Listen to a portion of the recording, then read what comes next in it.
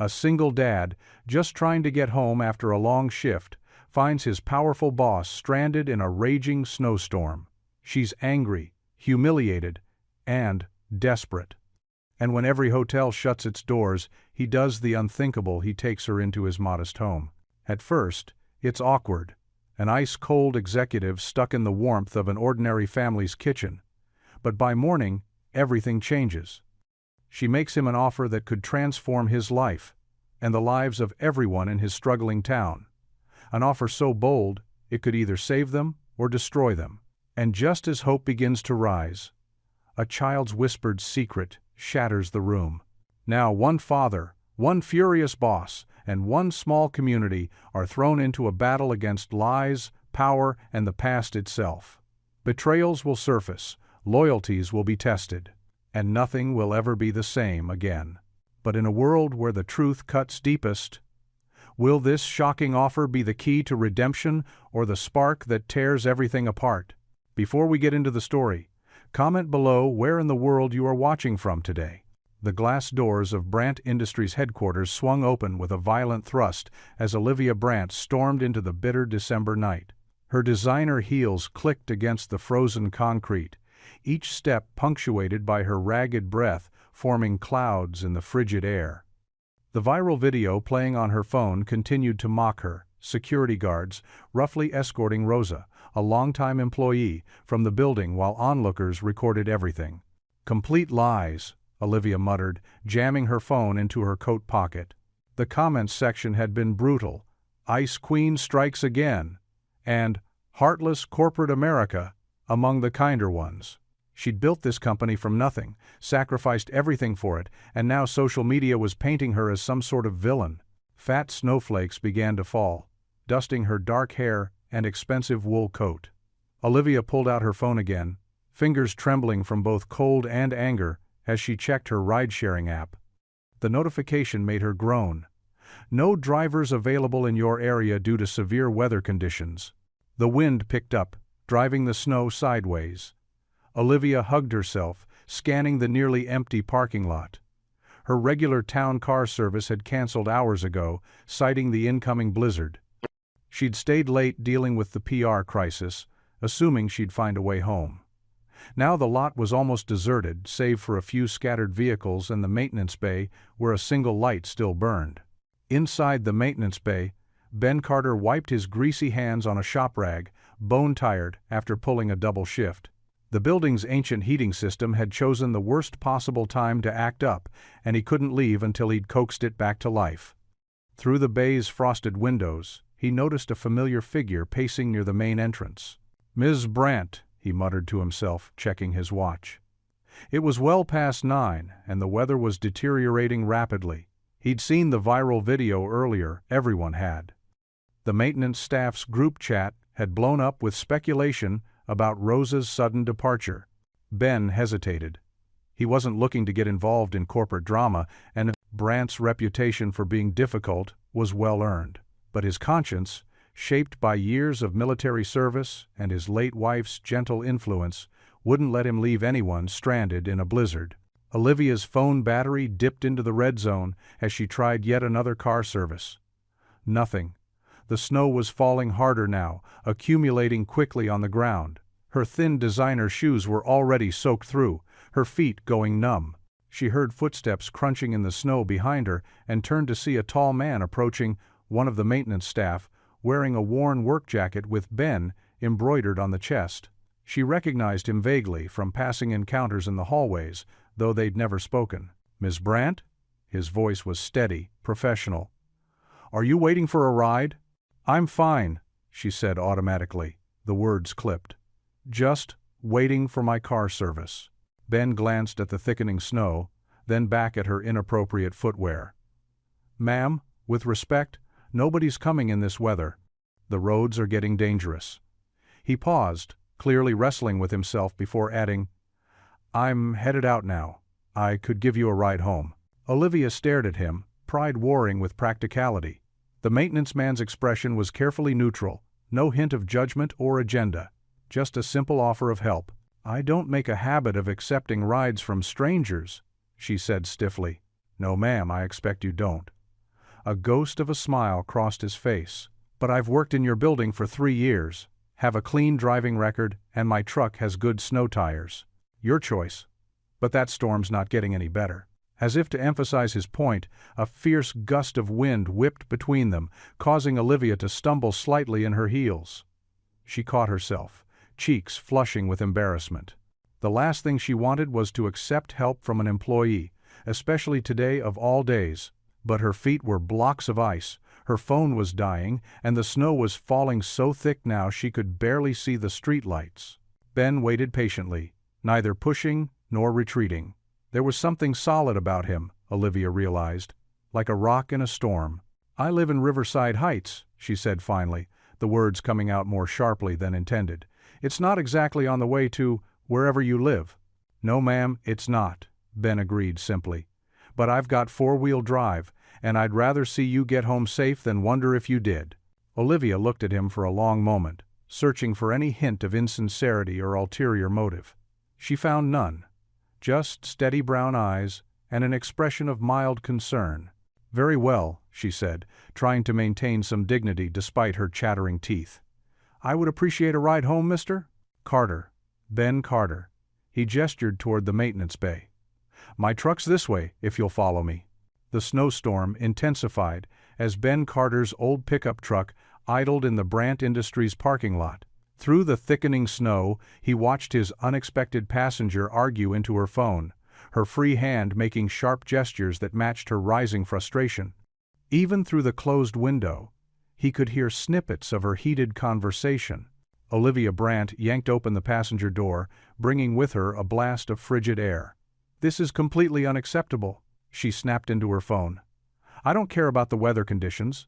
I pay your company an absurd amount of money, specifically for situations like this." Ben adjusted the heater, directing more warm air toward the passenger side. His worn work jacket had seen better days, but it was doing its job keeping him warm. The same couldn't be said for Miss Brandt's designer outfit, which looked better suited for a boardroom than a blizzard. "Fine," she said through clenched teeth, ending the call with an aggressive tap. "My car service just canceled. Apparently, their drivers are refusing to come out in this weather." "Can't blame 'em," Ben said mildly, watching the snow pile up on his windshield faster than his wipers could clear it. "Roads are getting dangerous." Olivia was already dialing another number. "There has to be a hotel nearby," she muttered, more to herself than to Ben. He noticed her hands were shaking slightly, though whether from cold or anger, he couldn't tell. The next few minutes were filled with the sound of Olivia making increasingly desperate calls to nearby hotels. Each conversation ended the same way. No vacancies. The storm had stranded many travelers, and rooms were impossible to find. "This isn't happening," Olivia said, finally lowering her phone in defeat. She stared out at the white wall of snow beyond the windshield. "I can't believe this is happening." Ben shifted uncomfortably in his seat. He'd just finished a grueling double shift at the factory, and his bed was calling. But he couldn't in good conscience leave anyone stranded in weather like this. Even if that someone was Olivia Brandt, whose reputation for cold efficiency had earned her the nickname Ice Queen among the workers. "Look," he said carefully. "These roads are only getting worse. We need to make a decision before they close them completely." Olivia's perfectly maintained composure cracked slightly. "I can call a taxi. Or maybe one of those ride-share services, Ms. Brandt." Ben interrupted gently but firmly. "Nobody's driving in this. Even if you could get someone to come, it wouldn't be safe." She turned to face him, her expression a mix of desperation and determination. "I can't just—" The truck's radio crackled to life with an emergency weather alert, cutting off her protest. "The National Weather Service has issued a severe winter storm warning. All non-essential travel is prohibited. Road closures are in effect for the following counties."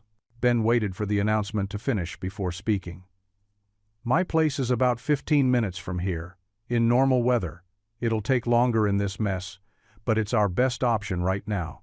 "Your place?" Olivia's voice rose slightly. "Mr. Carter, I hardly think—" "It's either that or spend the night in my truck," he said matter-of-factly. "And trust me, neither of us wants that." Olivia looked out at the steadily accumulating snow, then down at her phone, which showed no new messages or missed calls that might offer salvation. Her shoulders slumped slightly. The first sign of defeat Ben had ever seen from her. "Fine," she said tightly. "But only because there are literally no other options." Ben nodded and carefully eased the truck out of the parking lot. The normally simple drive became an exercise in patience and concentration. The wipers fought a losing battle against the heavy snow, and the truck's headlights seemed to bounce right back at them in the whiteout conditions. They crawled along at a snail's pace, the truck's tires occasionally losing grip on the increasingly treacherous road. Ben kept both hands firmly on the wheel, his experience with difficult conditions evident in his careful handling of the vehicle. Olivia sat rigidly in her seat, one hand gripping the door handle, the other clutching her phone like a lifeline. Every time the truck slipped slightly, she drew in a sharp breath. "Been driving these roads for 20 years, Ben said, hoping to ease her obvious tension. "Never gotten stuck yet." "That's reassuring," Olivia replied, though her white-knuckled grip didn't relax. They passed several abandoned vehicles that had slid off the road, their presence silent warnings of the dangerous conditions. Ben carefully steered around them, maintaining his slow but steady pace. After what felt like hours, but was probably closer to 45 minutes, Ben turned onto a modest residential street. The snow here was largely undisturbed, except for the deep tracks left by his truck. The houses were small but well-maintained, their windows glowing warmly through the storm. Ben pulled into a driveway beside a small ranch-style house. The porch light was on, casting a yellow glow over the snow-covered steps. He put the truck in park and turned to his passenger. "Well," he said with a quiet sigh, "you'll have to stay at my place." Olivia turned to him with an expression that might have been horror in someone less controlled. Her carefully maintained professional mask slipped just enough to reveal genuine distress at the situation. "Mr. Carter," she began, her voice strained, "I want to be very clear that this is completely inappropriate, unprecedented, unfortunate." Ben supplied, too tired to dance around the subject. "Take your pick, Ms. Brandt, but it's also necessary, unless you've got a better idea." The silence that followed was broken only by the sound of wind whistling around the truck and the steady thump of snow hitting the roof.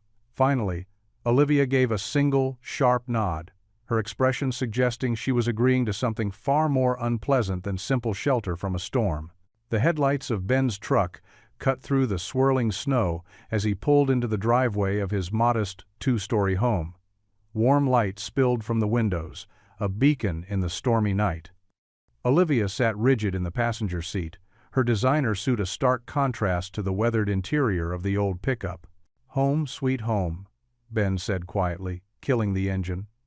"It's not much, but it's warm and dry." The front door swung open before they reached the porch, releasing the rich aroma of simmering chili into the frigid air. Grace Carter stood in the doorway, her long brown hair pulled back in a messy ponytail, wearing an oversized sweater and fuzzy socks. Her eyes widened as she recognized their visitor. "Dad?" Grace's gaze darted between her father and his unexpected guest.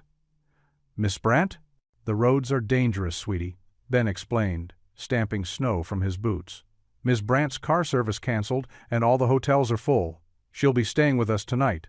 Olivia stood awkwardly in the entrance, snow melting on her expensive shoes. Her carefully styled hair had begun to droop from the moisture, making her look slightly less intimidating than usual. "I apologize for the intrusion," she said stiffly. "Oh, come in, please." Grace stepped back, her natural friendliness winning over surprise. "I made chili. There's plenty for everyone." The small entryway opened into a cozy living room where a chess set sat on the coffee table, pieces arranged mid-game. Family photos lined the walls, showing Grace at various ages, often with Ben in his mechanic's uniform or, in older ones, his army fatigues. A worn but clean couch faced a modest TV, and a bookshelf overflowed with paperbacks and board games. Mr. Booker, their elderly neighbor, emerged from the kitchen wearing oven mitts. "Benjamin, you're late, son. The cornbread's about done."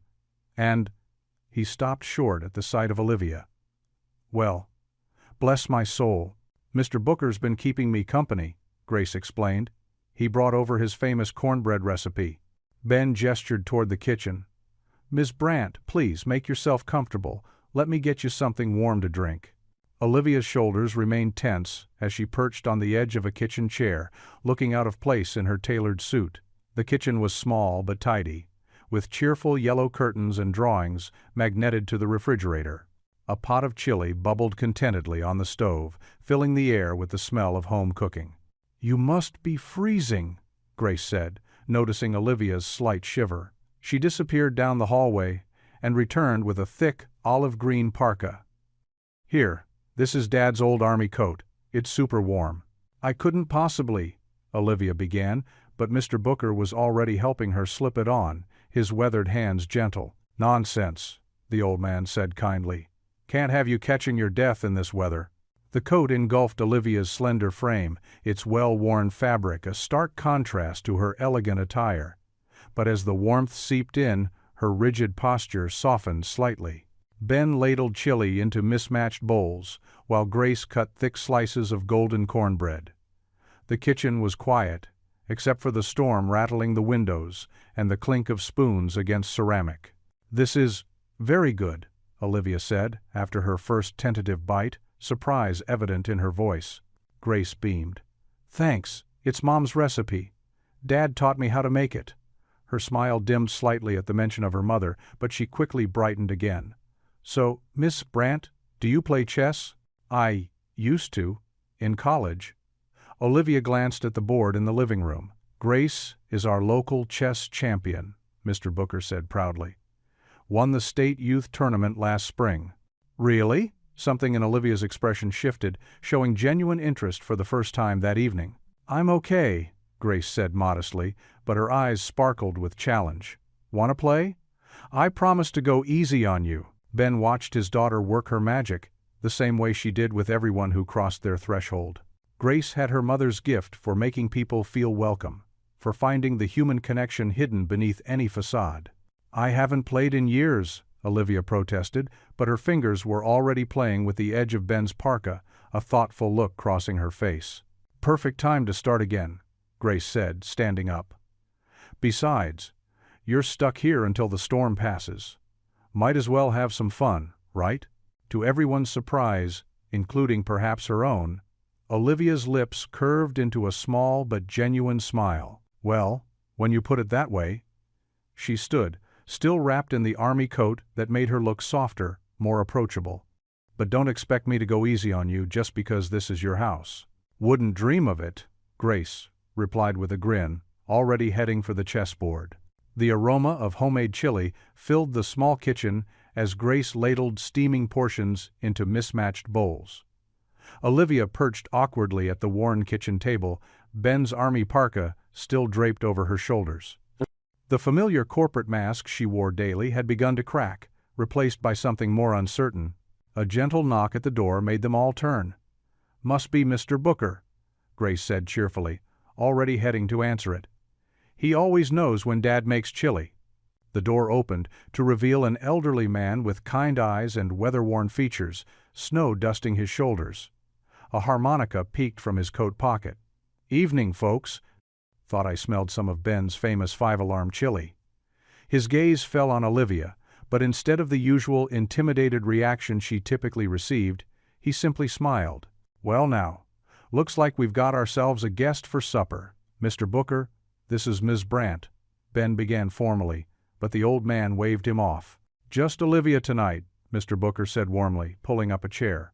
"Weather like this makes neighbors of us all." Grace set an extra bowl in front of Mr. Booker, who thanked her with a wink. "Your daddy's chili could warm the coldest night." He turned to Olivia. "Been our neighbor going on 15 years now. Watch this one grow up." He nodded toward Grace.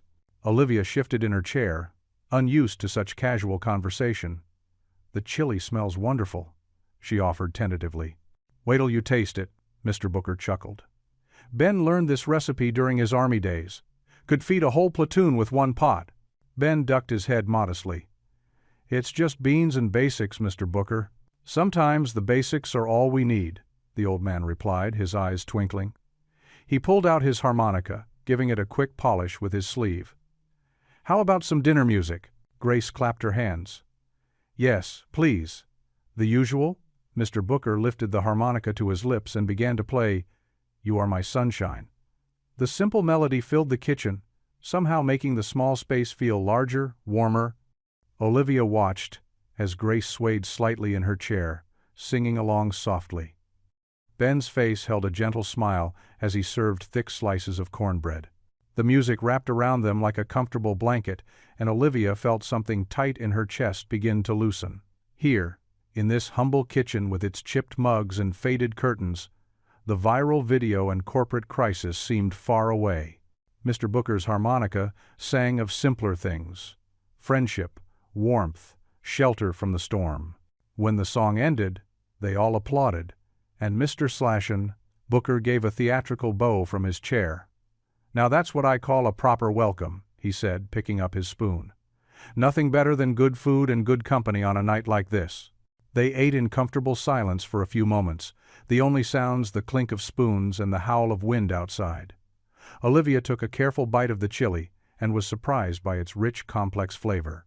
"This is excellent," she said, meaning it. "Told you so," Mr. Booker grinned. "Ben's got hidden talents." Grace piped up, "Dad's good at fixing all sorts of things, not just cars and machines. He makes stuff better." She said it with such simple conviction that Olivia felt a pang of something she couldn't quite name. As the meal progressed, Mr. Booker shared stories of the neighborhood, of summer block parties and winter coat drives, of community gardens and impromptu music sessions on front porches. His tales painted a picture of a world so different from Olivia's corporate sphere that it seemed almost foreign, yet undeniably appealing. The storm outside grew fiercer, but inside the kitchen remained a haven of warmth and unexpected comfort. When the bowls were empty, Grace gathered them up without being asked, and Ben rose to help with dishes. "I should probably turn in," Mr. Booker said, standing slowly. "These old bones know when it's bedtime." He turned to Olivia. "It was a pleasure meeting you, young lady. Remember what I always say. Sometimes the best things in life come from unexpected detours." After Mr. Booker left, Ben turned to Olivia. "You'll need something to sleep in. Grace, could you grab those flannel pajamas from the guest room?" Grace returned with neatly folded plaid pajamas, obviously well worn but clean and soft. Olivia held them carefully, suddenly aware of how far she was from her usual silk nightwear and Egyptian cotton sheets. "Thank you," she whispered to Ben, and something in her voice made him look at her more closely. For a moment, their eyes met, and Olivia felt her carefully constructed walls waver. This man who fixed engines all day had somehow managed to offer her more genuine kindness in one evening than she'd experienced in months of corner office meetings.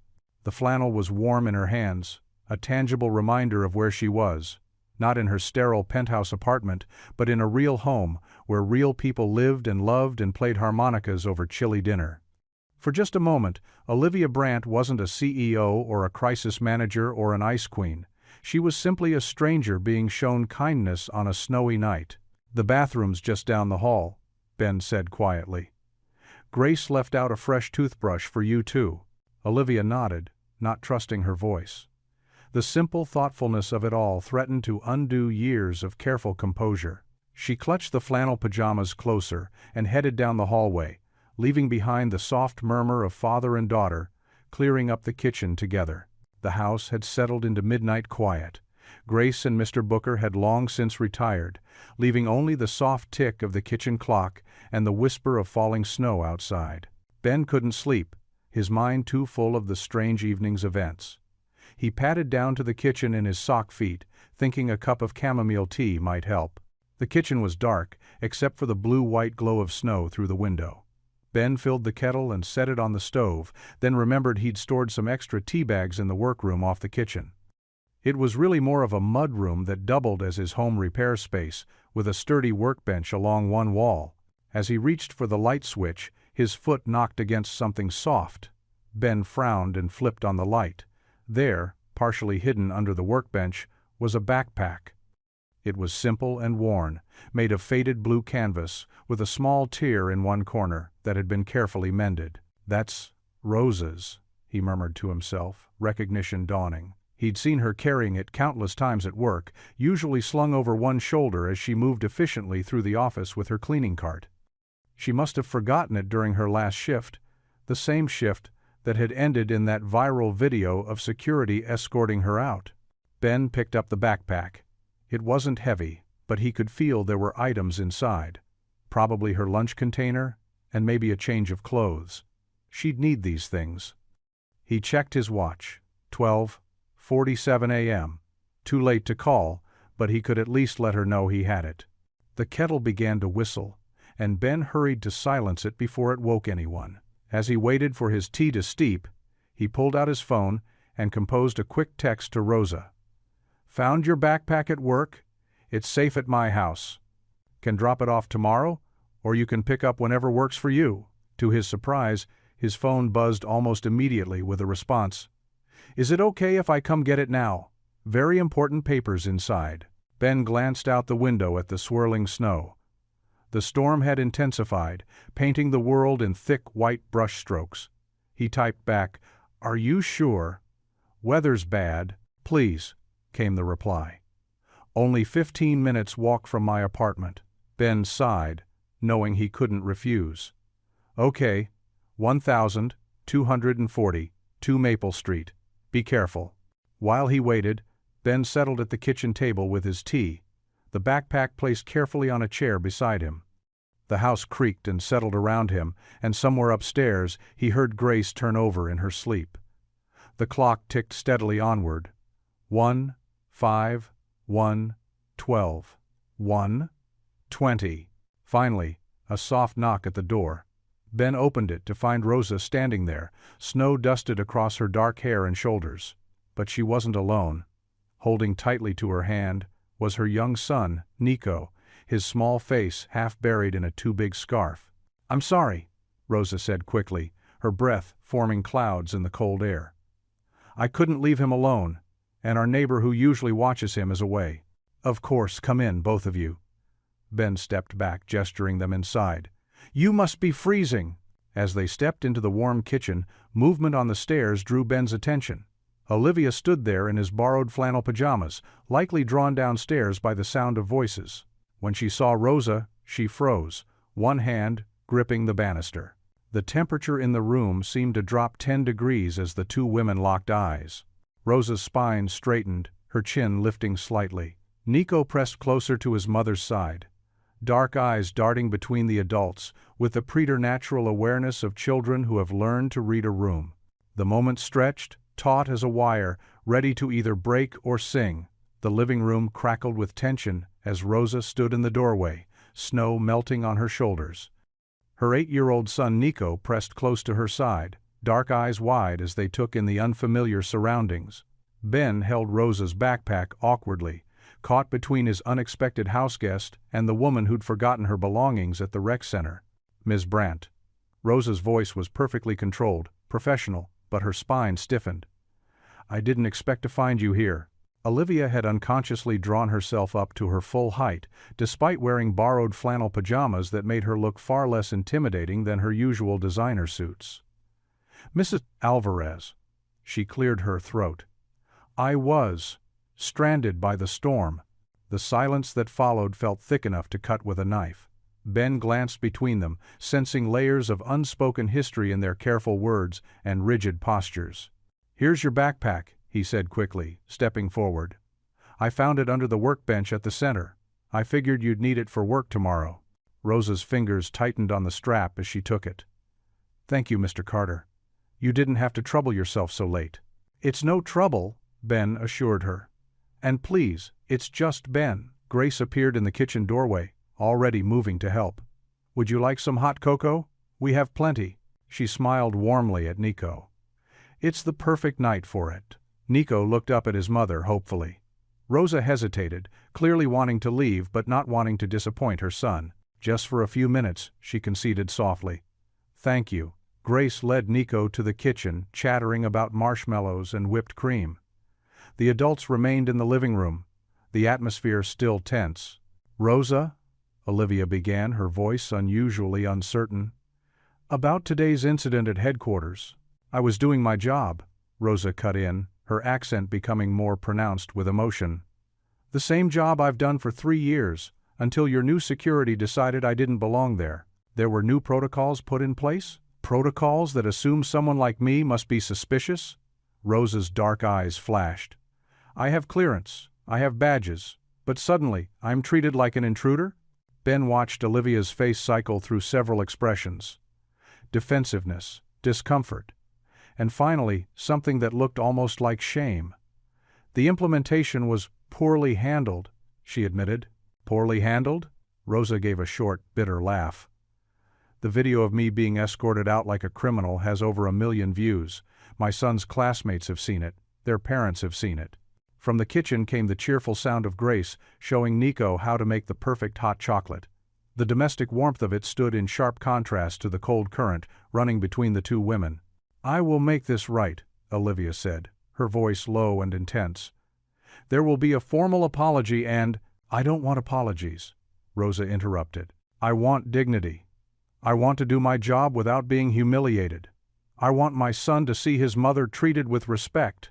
Ben moved to stoke the dying fire, giving them space while remaining present.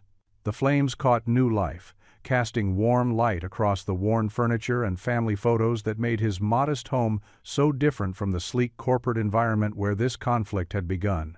"Your security guard?" Rosa continued, her voice steadier now. "He said someone important was coming to inspect the building. Someone who wouldn't want to see people like me in the executive areas." Olivia's face paled slightly.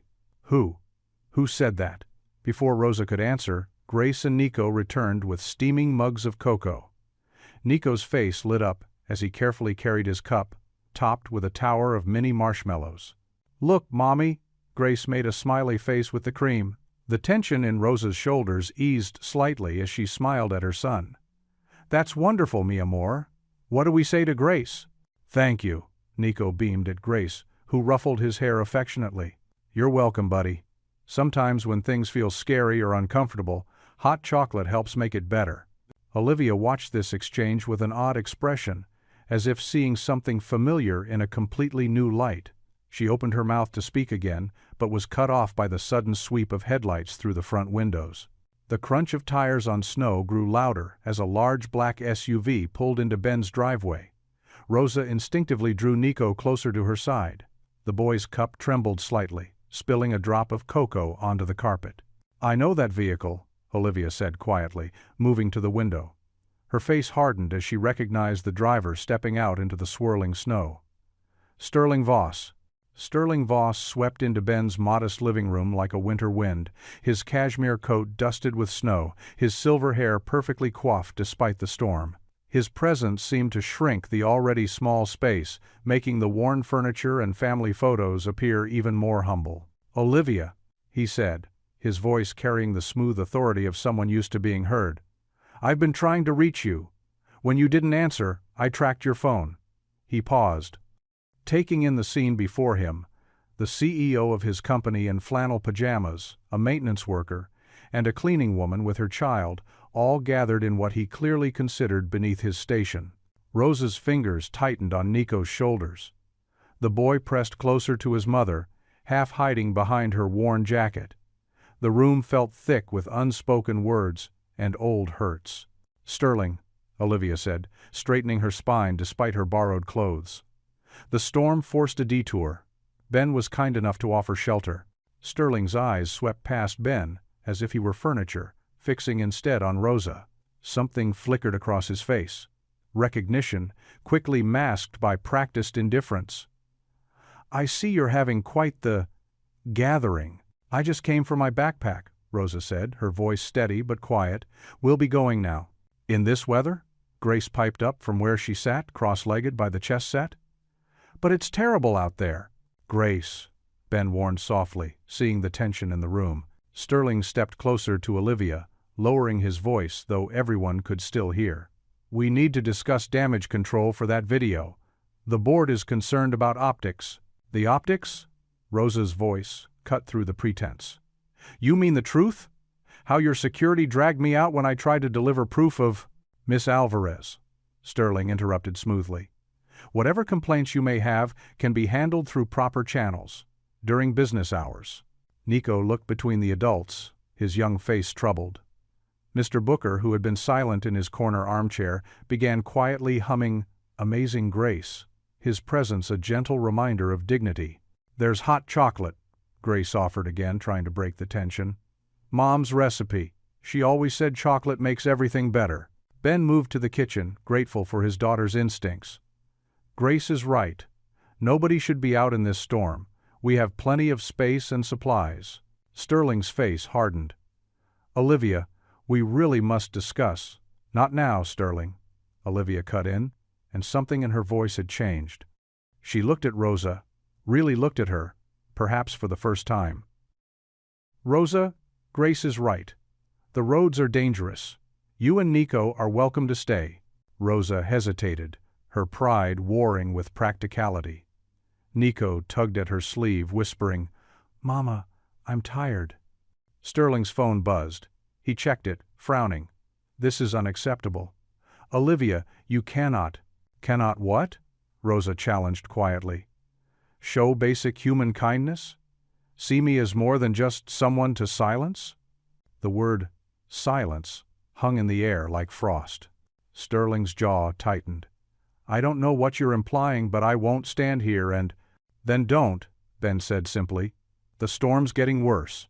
Either join us for hot chocolate or head home while you still can." Sterling turned to Olivia, expecting support, but found her studying Rosa with a troubled expression.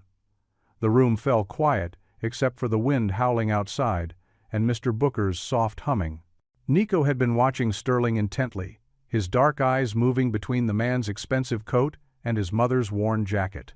While the adults stood in their tense tableau, he slowly slipped from behind his mother. Rosa reached for him, but he had already moved toward Sterling. Time seemed to slow as the small boy reached up and tugged gently on Sterling's sleeve. Sterling looked down, startled by the touch.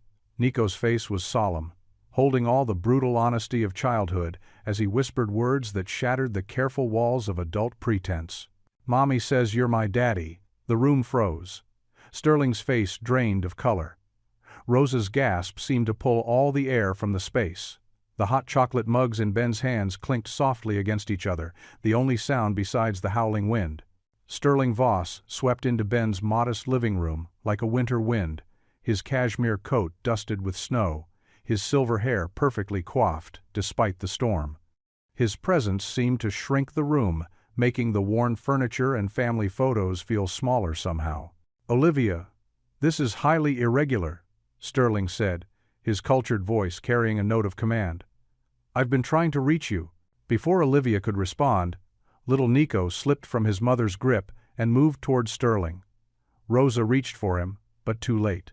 The boy tugged at Sterling's expensive sleeve, his small face tilted up with innocent curiosity. "Mommy says you're my daddy," Nico whispered. The words fell into the room like stones into still water. Ripples of shock spread across every face. Sterling's confident posture crumpled for just a moment before he straightened, his face hardening into a mask. "That's ridiculous," Sterling snapped, taking a step back. "I don't know what game you're playing, Ms. Alvarez, but—" "No games." Rosa's voice trembled, but held firm. "You remember the Foundation's holiday party 5 years ago? I was working events. You said I had a beautiful smile." Ben moved to stand near Rosa, while Grace instinctively pulled Nico back toward the kitchen. Mr. Booker, who had been quietly observing from his armchair, began humming Amazing Grace, the soft notes providing an oddly comforting backdrop to the tension. "This is preposterous," Sterling's voice rose. "I'll have my lawyers." "Stop!" Olivia's command cut through the room. She stood, her borrowed flannel pajamas incongruous with her CEO authority. "Rosa, is this why you came to my office today?" Rosa nodded, her shoulders straight despite her obvious exhaustion. "I tried proper channels for months. HR blocked my emails. Security wouldn't let me pass the lobby. I just wanted him to know his son." Sterling's phone buzzed. He glanced at it, then toward the door. "This is absurd. I'm leaving. Olivia, we'll discuss your situation at tomorrow's emergency board meeting." He turned to Rosa. "Expect to hear from my attorneys." As Sterling reached for the door, thunder cracked outside. The lights flickered once, twice, then went dark. In the sudden silence, Nico's small voice piped up, "I'm scared." Ben moved quickly, fishing out emergency candles from a drawer. Grace helped him light them, their warm glow creating islands of light in the darkness. Mr. Booker's harmonica found a gentler tune, something soft and soothing. "Nobody's leaving in this weather," Ben said firmly. "We've got space, we've got food, we'll figure this out together." The night stretched long. Sterling retreated to a corner with his phone, typing furiously despite the spotty service. Rosa held Nico close on the couch, whispering Spanish lullabies until he fell asleep. Grace eventually dozed off in her favorite reading chair, while Mr. Booker nodded off in his seat, harmonica resting in his lap. Ben and Olivia sat at opposite ends of the kitchen table, the candles between them casting dancing shadows on their faces. Neither spoke much, but their minds worked through the night, processing the seismic shift in their world. As the first gray light of dawn crept through the windows, Ben's phone lit up. "Pastor Etta May," he said softly, reading the text. "She's checking on us. Power's out across town." Olivia nodded, then asked, "May I speak with her?" Ben dialed, putting the phone on speaker. Pastor Etta May's warm voice filled the kitchen. "Blessed morning, children. You all safe?" "We need guidance," Olivia said simply, her voice rough from the sleepless night. She outlined the situation, the viral video, Rosa's revelation, Sterling's threats, all of it. The pastor listened, then spoke with quiet authority. "Truth wants to be free, child. Like water, it finds its way out. Question is, will you fight it or flow with it?" Olivia looked around the room. At Rosa and Nico curled together on the couch.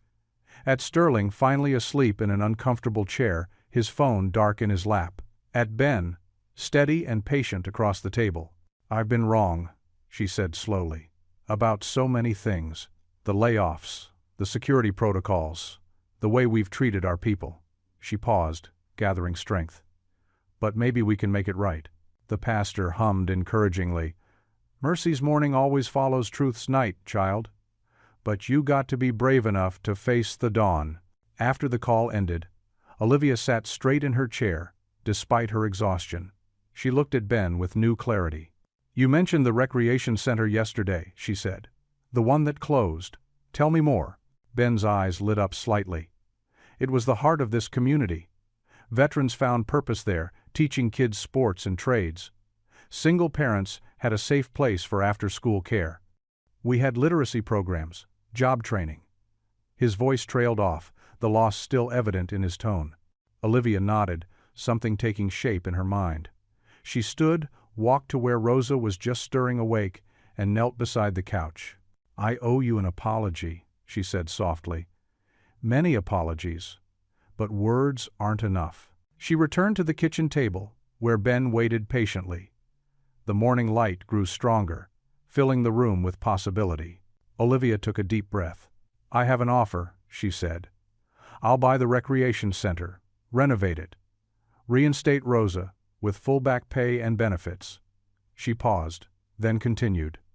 "I want to launch a veterans and single parents hiring initiative. And I want you to run it all, Ben. Executive position, executive pay." Ben's eyes narrowed. "Why?" "Because I need help," Olivia admitted. "Help facing the community. Help telling the truth. Help becoming the kind of leader I should have been all along." She met his gaze directly. "Will you stand with me? Publicly?" The weight of the offer hung in the morning air, heavy with both promise and challenge. The pale winter sun crept through Ben's kitchen window, casting long shadows across the worn linoleum floor. The events of the night had left everyone drained. After Sterling's hasty departure, and Rosa taking a tearful Nico home, the house had fallen into an uneasy quiet. Grace had finally gone to bed, leaving Ben and Olivia alone with their thoughts and a pot of strong coffee. Ben's hands wrapped around his steaming mug as he watched Olivia push scrambled eggs around her plate. She'd borrowed one of his flannel shirts, her usual corporate armor replaced by something softer, more human. Her hair, usually perfectly styled, fell in loose waves around her face. "The rec center," Ben began, his voice gentle but firm. It needs more than just money. Olivia looked up, her pen poised over a legal pad she'd retrieved from her briefcase. The CEO facade had cracked, revealing something raw and genuine beneath. "Tell me everything," she said quietly. Ben took a slow sip of coffee, gathering his thoughts. "The heating system's shot. Kids are wearing coats inside during winter programs. Veterans support groups meet in rooms too cold for folks with circulation issues." Olivia's pen scratched across the paper. "Hack overhaul, priority 1, she murmured. "The roof leaks in 3 places. We've got buckets catching drips in the basketball court." Ben's voice carried the weight of years, watching his beloved community space deteriorate. "The computer lab's running on donated machines from 2010. Half of them don't even boot up anymore." "Technology upgrade," Olivia noted, her business mind already calculating costs. "What about staffing? We're running on volunteers mostly. Good people, but they can't always be reliable when they're juggling their own jobs." Ben leaned forward, warming to the subject. "We need at least 2 full-time youth coordinators, someone to manage the veterans' programs, and a maintenance person who can keep up with repairs." The morning light strengthened, filling the kitchen with a golden glow. Mr. Booker's wind chimes tinkled softly outside the window, a gentle counterpoint to their serious discussion. "The after-school programs?" Olivia prompted, surprising Ben with her attention to detail. "They're vital," he said, emotion creeping into his voice. "Single parents like me, we depend on them. But we need qualified tutors, art supplies, sports equipment. The kids deserve better than worn-out basketballs and broken crayons." Olivia's pen moved faster, her normally precise handwriting growing messier with urgency. "What about the space itself, beyond repairs?" Ben stood up and grabbed a piece of scratch paper from beside the phone. With quick strokes, he sketched a rough floor plan. "See this area?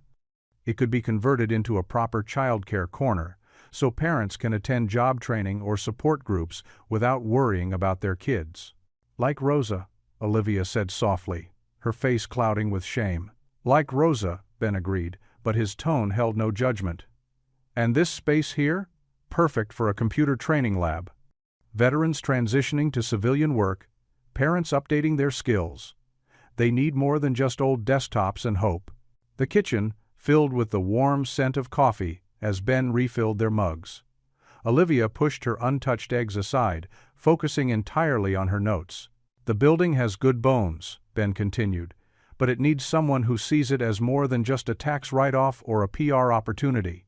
He met Olivia's eyes directly. "It needs someone who understands it's not just a building, it's a lifeline." Olivia set down her pen and looked around Ben's kitchen. Her gaze lingered on Grace's art, projects magnetized to the fridge, the carefully organized bills on the counter, the family photos showing years of love and struggle. "I've been wrong about so many things," she said quietly. "I've been running my company like it exists in a vacuum, like spreadsheets matter more than people." She straightened her shoulders. "But I know how to fix things once I see they're broken. I have resources, connections, influence." Ben nodded slowly. "And I have the trust of the community. I know their needs, their stories, their potential." "Then let's combine our strengths," Olivia said, pushing her legal pad toward him. "I'll fund the renovations, staff the programs, and create real opportunities, not just token gestures. But I need you to be more than just the manager, Ben. I need you to be the bridge between my world and yours, between corporate power and community needs." She took a deep breath. "I'll make you Director of Community Development, with real authority and resources. But you'll have to help me face the people I've hurt. Help me learn to listen instead of just command." The morning had fully arrived now, sunshine streaming through the window and catching the silver in Ben's hair. He studied Olivia's notes, pages of detailed observations and commitments that went far beyond a simple building renovation. "It won't be easy," he warned. "There's a lot of hurt, a lot of mistrust to overcome." "I know," Olivia replied. "But after last night," she paused, thinking of Nico's innocent words and their explosive impact. "After last night I understand that hiding from truth only makes it stronger. It's time to step into the light, whatever it reveals." Ben stood, his work-worn hand extended across the kitchen table. Then we have a deal, not just business, a commitment to real change." Olivia rose and grasped his hand firmly. Their handshake was more than a business gesture, it was a promise between two people who had glimpsed beneath each other's surfaces and found unexpected common ground. The morning light wrapped around them, witnesses to an alliance born in the quiet of a snowbound dawn, sealed with coffee, trust, and the shared vision of a community renewed. The Mount Zion Baptist Church basement smelled of coffee and fresh-baked cookies, but the sweetness in the air did nothing to soften the hard faces of the assembled employees. Fluorescent lights hummed overhead, casting a harsh glow on the circle of metal folding chairs where 20 former and current workers sat, their bodies tense with stored-up hurt and anger. Pastor Etta May stood at the front, her silver hair gleaming, her practical shoes planted firmly on the linoleum floor. "Now folks," she said, her voice carrying the weight of decades of community leadership, "we're here to listen and speak truth. All voices matter in this room." Olivia Brandt sat straight-backed in her chair, her usual power suit replaced by a simple sweater and slacks. Without her usual armor of designer clothes and executive authority, she looked almost vulnerable. Ben Carter sat 2 chairs away, watching the room with careful eyes. "Who wants to start?" Pastor Etta May asked, looking around the circle. Marcus Johnson, a maintenance worker of 15 years, raised his hand. His voice shook when he spoke. 3 weeks before Christmas, Ms. Brandt. That's when you let me go. 15 years of service, and not even a thank you." Olivia met his gaze steadily. "You're right, Mr. Johnson. It was wrong to treat your years of dedication that way." "Wrong?" A bitter laugh came from Sarah Chen, an accounting clerk. "My daughter's insulin costs $600 a month. I lost my insurance when you cut my hours. Do you know what it's like to choose between medicine and rent?" The room grew thick with tension. Olivia's hands clasped tightly in her lap, but she didn't look away. "No, Ms. Chen, I don't know what that's like. And I should have." "Should have?" another voice called out. "You live in that fancy penthouse while we're scraping by. How could you know anything about our lives?" Pastor Etta May raised her hand. "Remember what we agreed. One voice at a time, with respect." A young janitor named Tommy Rodriguez stood up, his uniform creased from his shift. "My mama cleaned those offices for 20 years. 20 years! She taught me everything about doing the job right. Then, one day, boom, outsourced to some corporate cleaning company. She cried for weeks." Olivia's voice was quiet but clear. "Your mother was Maria Rodriguez. She used to leave little notes encouraging the night shift workers." Tommy's eyes widened in surprise. "You knew about that?" "I found one once, when I was working late. It said, 'You matter,' with a little heart drawn next to it. I kept it." The room fell silent for a moment. Pastor Etta May nodded encouragingly. "Go on, Olivia, tell them why you're here." Olivia stood up slowly, her shoulders squared, but her usual commanding presence softened by something new. Humility. "I'm here because I lost my way. I focused on profits and efficiency, and forgot about people, about community, about the real cost of my decisions." She turned to face Tommy directly. "Your mother was right. Everyone matters. I forgot that. The company I built was supposed to lift people up, not tear them down. I'm here to listen, to understand, and to make things right." "Pretty words," muttered James Parker, a gruff custodian near the back. "But what do they mean in real life?" Ben spoke up for the first time. "It means real changes, the Recreation Center reopening, a veterans and single parents hiring initiative, full benefits restored, job training programs." "And who's going to run all this?" someone called out skeptically. "I am," Ben replied simply, "with full authority to make it work." Pastor Etta May moved to the center of the room. "Folks, I've known some of you since you were babies. I've baptized your children. I've buried your parents. I don't give my trust easily when it comes to this community's well-being." She fixed her gaze on Olivia.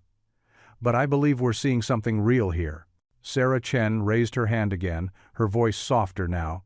"What about those of us who lost our jobs, our insurance? Everyone who was let go will be offered their positions back," Olivia said firmly. with back pay and restored benefits. And Ms. Chen? I'd like to personally cover any medical expenses you've incurred for your daughter." A murmur ran through the room. Tommy Rodriguez shook his head slowly. "My mama always said you had a good heart somewhere, under all that ice. Said she could tell by the way you'd say thank you, even late at night. Maybe she wasn't crazy after all." James Parker, who had been watching silently from his corner, cleared his throat. "Talk is cheap," he said, but his voice had lost some of its edge. "But maybe she's serious." Pastor Etta May smiled, the wrinkles around her eyes deepening. "The Lord works in mysterious ways, doesn't he? Sometimes it takes a snowstorm to melt an ice queen's heart." She looked around the circle. "Now, who else needs to speak their truth?" The tension in the room had shifted. It wasn't gone, but it had transformed from a wall of hostility to something more like cautious hope. One by one, more employees stood to share their stories. Olivia listened to each one, taking notes, asking questions, never defending or deflecting. As the meeting wound down, Pastor Etta May pulled out a box of tissues for those who needed them. There had been tears, some angry, some healing. Through it all, Olivia had remained present, accepting each person's pain as her responsibility to make right. "Before we close," Pastor Etta May announced, "I want everyone to know that my door is always open, and Ms. Brandt has agreed to return next week for another session. This is just the beginning of the conversation." James Parker lingered as others began to leave. He approached Olivia slowly, his weathered face thoughtful. 25 years I've worked in that building," he said. "First time I've ever seen you without your fancy suits and your security guards. First time you've looked real." He paused, then added gruffly, "Maybe you're serious after all." The rec center buzzed with fresh energy as sunlight streamed through newly cleaned windows. A group of teenagers huddled around Mr. Tenters Jenkins, a retired Air Force mechanic who demonstrated how to properly hold a wrench. His weathered hands moved with practiced ease as he explained the basics of auto repair. "Remember, folks," Mr. Jenkins said, his voice carrying across the garage-turned workshop, "every bolt has its purpose, just like each one of you." The teens nodded, their eyes fixed on his movements. One of them, a girl with bright purple hair, jotted notes in a spiral notebook. In another corner of the building, Grace Carter had set up what she proudly called Robot Central. 3 folding tables formed a U-shape, covered with circuit boards, wires, and laptop computers. She stood before a small group of middle schoolers, holding up a mechanical hand. "See how the fingers respond?" Grace demonstrated, her own fingers dancing across a keyboard. The robotic hand mirrored her movements, drawing gasps from her young audience. "We can program it to help veterans who've lost limbs. Cool, right?" A boy with thick glasses raised his hand. "But isn't that like super expensive?" Grace grinned. "Not anymore. We're using 3D printing to keep costs down, plus Ms. Brandt approved our grant for new equipment."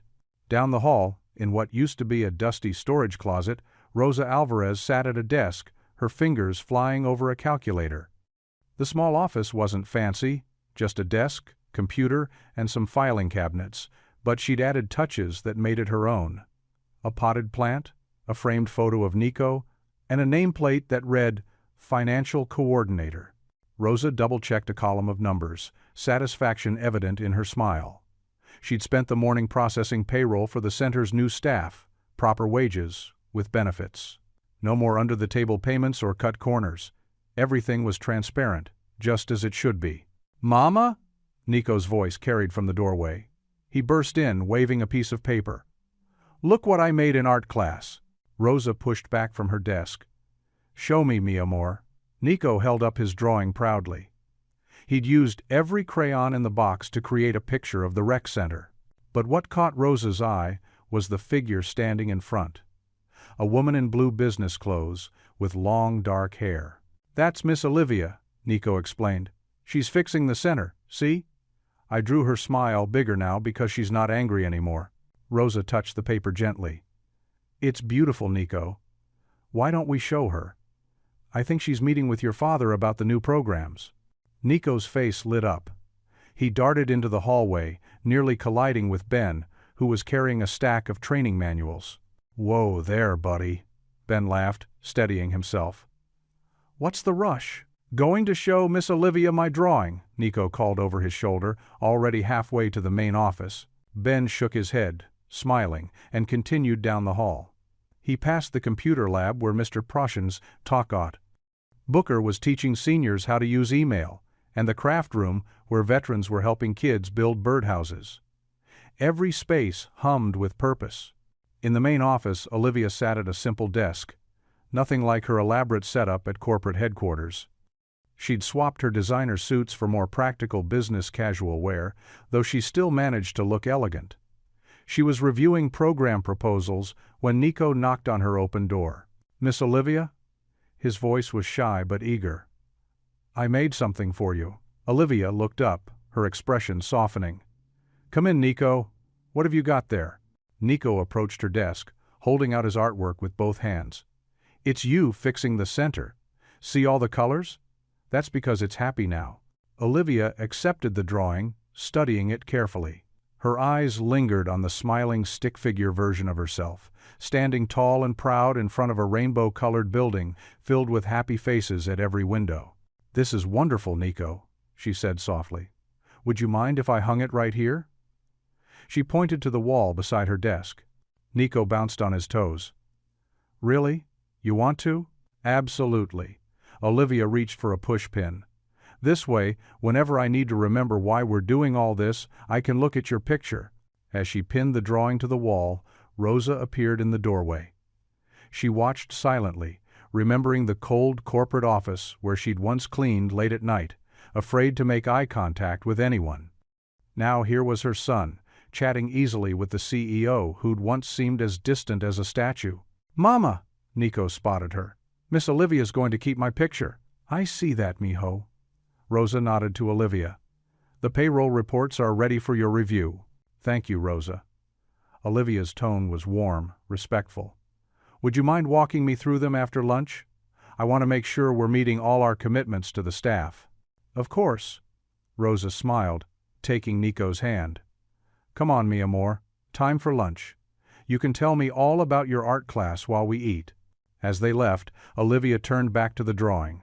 The stick figure version of herself had impossibly long arms, stretched out as if trying to hug the entire building. She touched it gently, understanding the truth in Nico's simple art. This place was healing them all, one day at a time. Through her office window, she could see Grace teaching her robotics class, Mr. Jenkins working with his apprentices, and veterans chatting with teenagers over sandwich boards and blueprints. The scene before her was exactly what Ben had described that snowy night in his kitchen, a place where everyone could find purpose, dignity, and hope. The kitchen clock ticked softly as Ben cleared away the last of the chili bowls.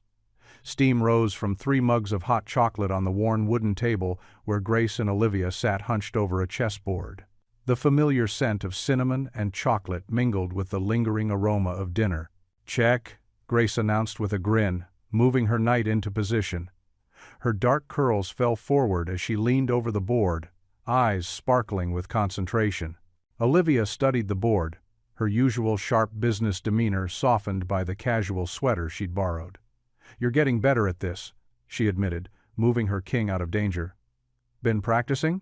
"Every chance I get. Dad's not much competition anymore." Grace shot her father a teasing look as he dried his hands on a dish towel. Ben chuckled, settling into the chair between them. "Hey now, I taught you everything you know about chess." "Yeah, and I learned it all by age 12. Grace reached for her hot chocolate, blowing across the surface before taking a careful sip. The easy banter filled the small kitchen with warmth. Outside, a light snow had started falling again, making the cozy scene feel even more intimate. Mr. Booker's cat watched from the windowsill, tail swishing occasionally. "My husband Thomas used to love chess," Olivia said quietly, surprising both Ben and Grace. She traced the rim of her mug with one finger, eyes distant. "He'd play for hours in the park, against anyone willing to sit down with him." Grace looked up, curiosity evident in her expression. "I didn't know you were married." "It was." A long time ago now. Olivia's voice held a note of carefully controlled pain. He left 8 years ago. The divorce papers came by courier a month later. Ben watched her face, noting how she struggled to maintain her composure. The usual mask of corporate confidence had slipped, revealing something more vulnerable underneath. "I'm sorry," Grace said softly, reaching across the chessboard to touch Olivia's hand. "That must have been really hard." Olivia gave a short laugh that didn't quite hide the hurt. "I threw myself into work after that. Easier to focus on spreadsheets than feelings."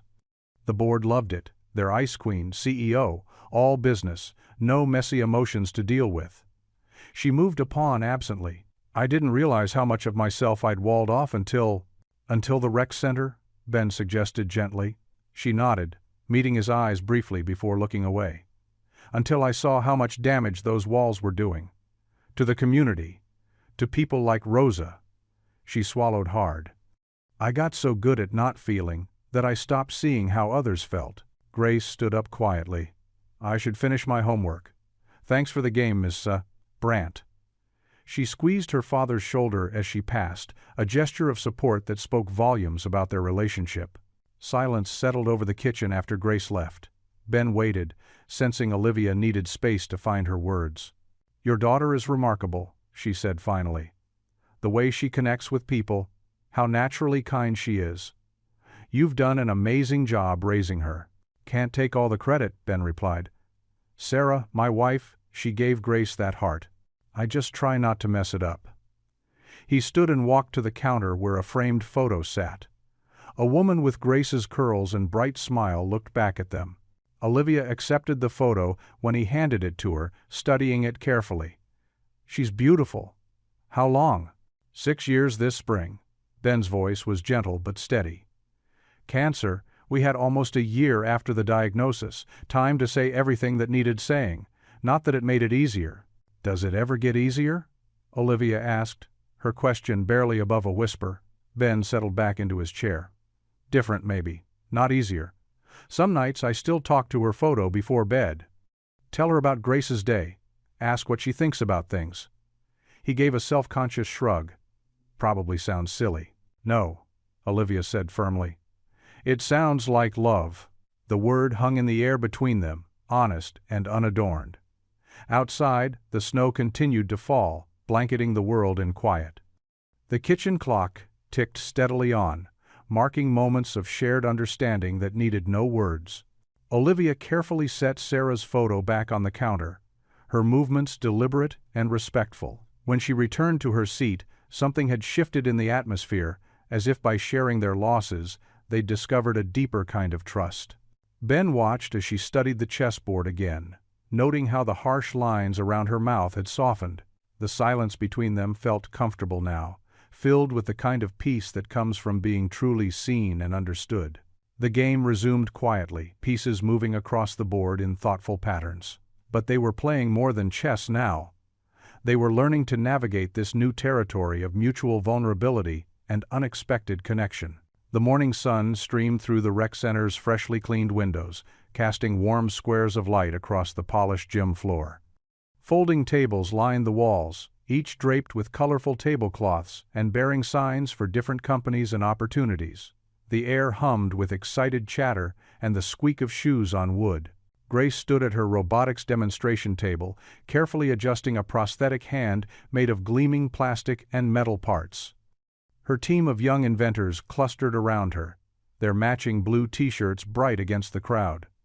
A small group of veterans watched with interest as she explained the grip mechanisms. "See how the fingers respond to muscle movements?" Grace demonstrated, flexing the artificial hand. "We designed it to be both affordable and durable." Her voice carried the quiet confidence of someone who knew her subject inside and out. Ben moved through the crowd, clipboard in hand, checking on vendors and participants. He paused to help an elderly woman find the resume workshop table, then straightened a banner that had started to sag. His face showed the tired satisfaction of someone seeing months of planning come together. Near the entrance, Rosa managed the sign-in desk with professional efficiency, her dark hair neat and her blazer crisp. She smiled warmly at each person who approached, directing them to various stations with clear instructions. Nico sat nearby, proudly wearing a junior assistant badge as he handed out maps of the fair layout. "The Channel 5 news van just pulled up," Mr. Booker announced, poking his head through the door. His harmonica peeked from his shirt pocket, ready for the planned musical interlude later. Olivia stood at the center's main office window, watching the scene below. Her usual power suit had been replaced by a simple blue dress, more appropriate for a community event. She took a deep breath, touching the speech cards in her pocket.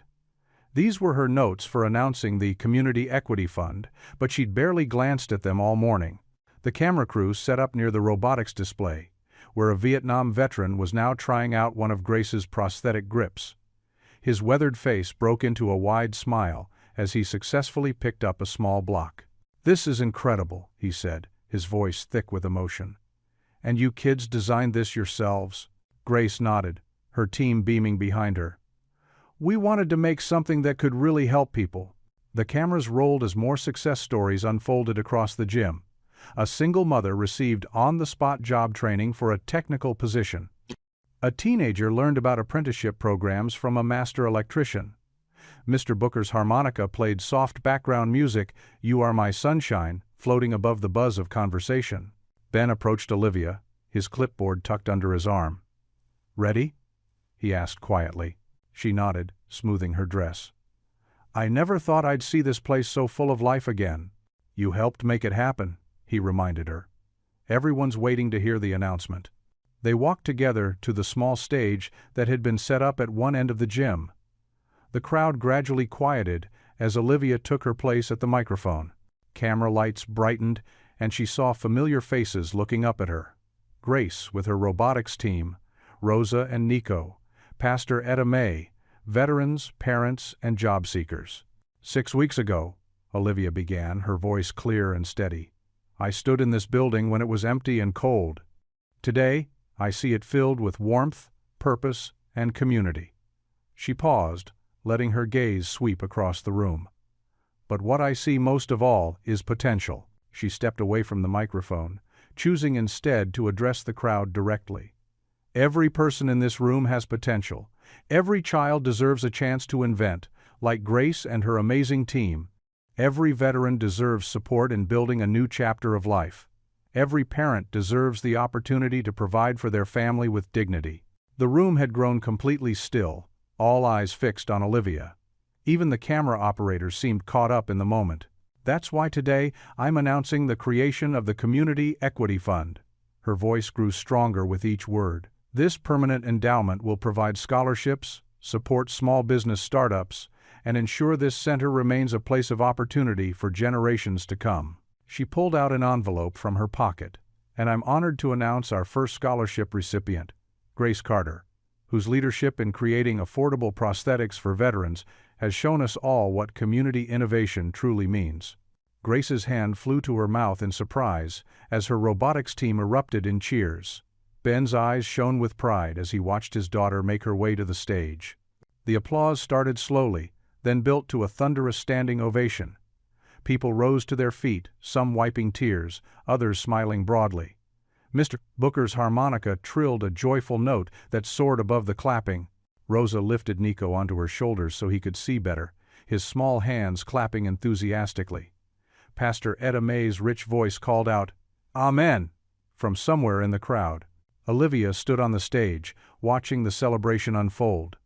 For once, she didn't see employees or statistics or potential problems to solve. She saw a community coming together, hope rising like the morning sun through the gym's windows, casting its warm light on everyone below. The cameras captured it all, the hugs, the handshakes, the tears of joy. But they couldn't quite capture the feeling in the room, the sense that something had shifted, that bridges were being built where walls once stood. Grace's robotics team surrounded their leader with congratulatory hugs as reporters moved in for interviews. The veteran with the prosthetic grip raised it in a salute, and Ben nodded in acknowledgement, his clipboard forgotten at his side. The standing ovation continued, waves of applause washing through the gym, carrying with it the promise of new beginnings and the power of community restored. Ben settled into his favorite armchair that evening, his bones still aching pleasantly from the day's success at the Job Dignity Fair. Grace sat cross-legged on the floor, sorting through her robotics competition photos while Mr. Booker dozed in the corner, his harmonica resting silent in his lap.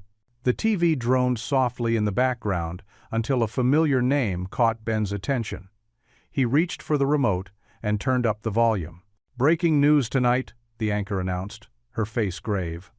"Controversial footage has emerged surrounding the recent changes at Carter Industries." Ben's stomach clenched as grainy security footage filled the screen. The images showed him talking with employees, but something was off. The audio had been spliced, making his words sound calculated and insincere. "Dad?" Grace looked up from her photos, her forehead creased with worry. "That's not what you said that day." "I was there." Sterling Voss's polished face appeared next, speaking from what looked like his office. "It pains me to expose this, but the public deserves to know. Ben Carter is nothing more than a token hire, a publicity stunt, orchestrated to deflect attention from deeper issues." Mr. Booker stirred in his chair. "That snake," he muttered, suddenly wide awake. Ben's phone buzzed. A text from Olivia. "Are you seeing this? I'm so sorry. Sterling's gone too far." More messages flooded in from Rosa, from veterans at the rec center, from parents whose kids attended Grace's robotics classes. Ben's hands shook as he scrolled through them. The news segment continued, showing Sterling in various charitable settings. "As someone who's dedicated his life to this community, I cannot stand by while Carter Industries exploits good people for PR purposes. Mr. PR. Carter may be a veteran, but his sudden elevation to management raises serious questions." Grace jumped up, her photos scattering. "He's lying.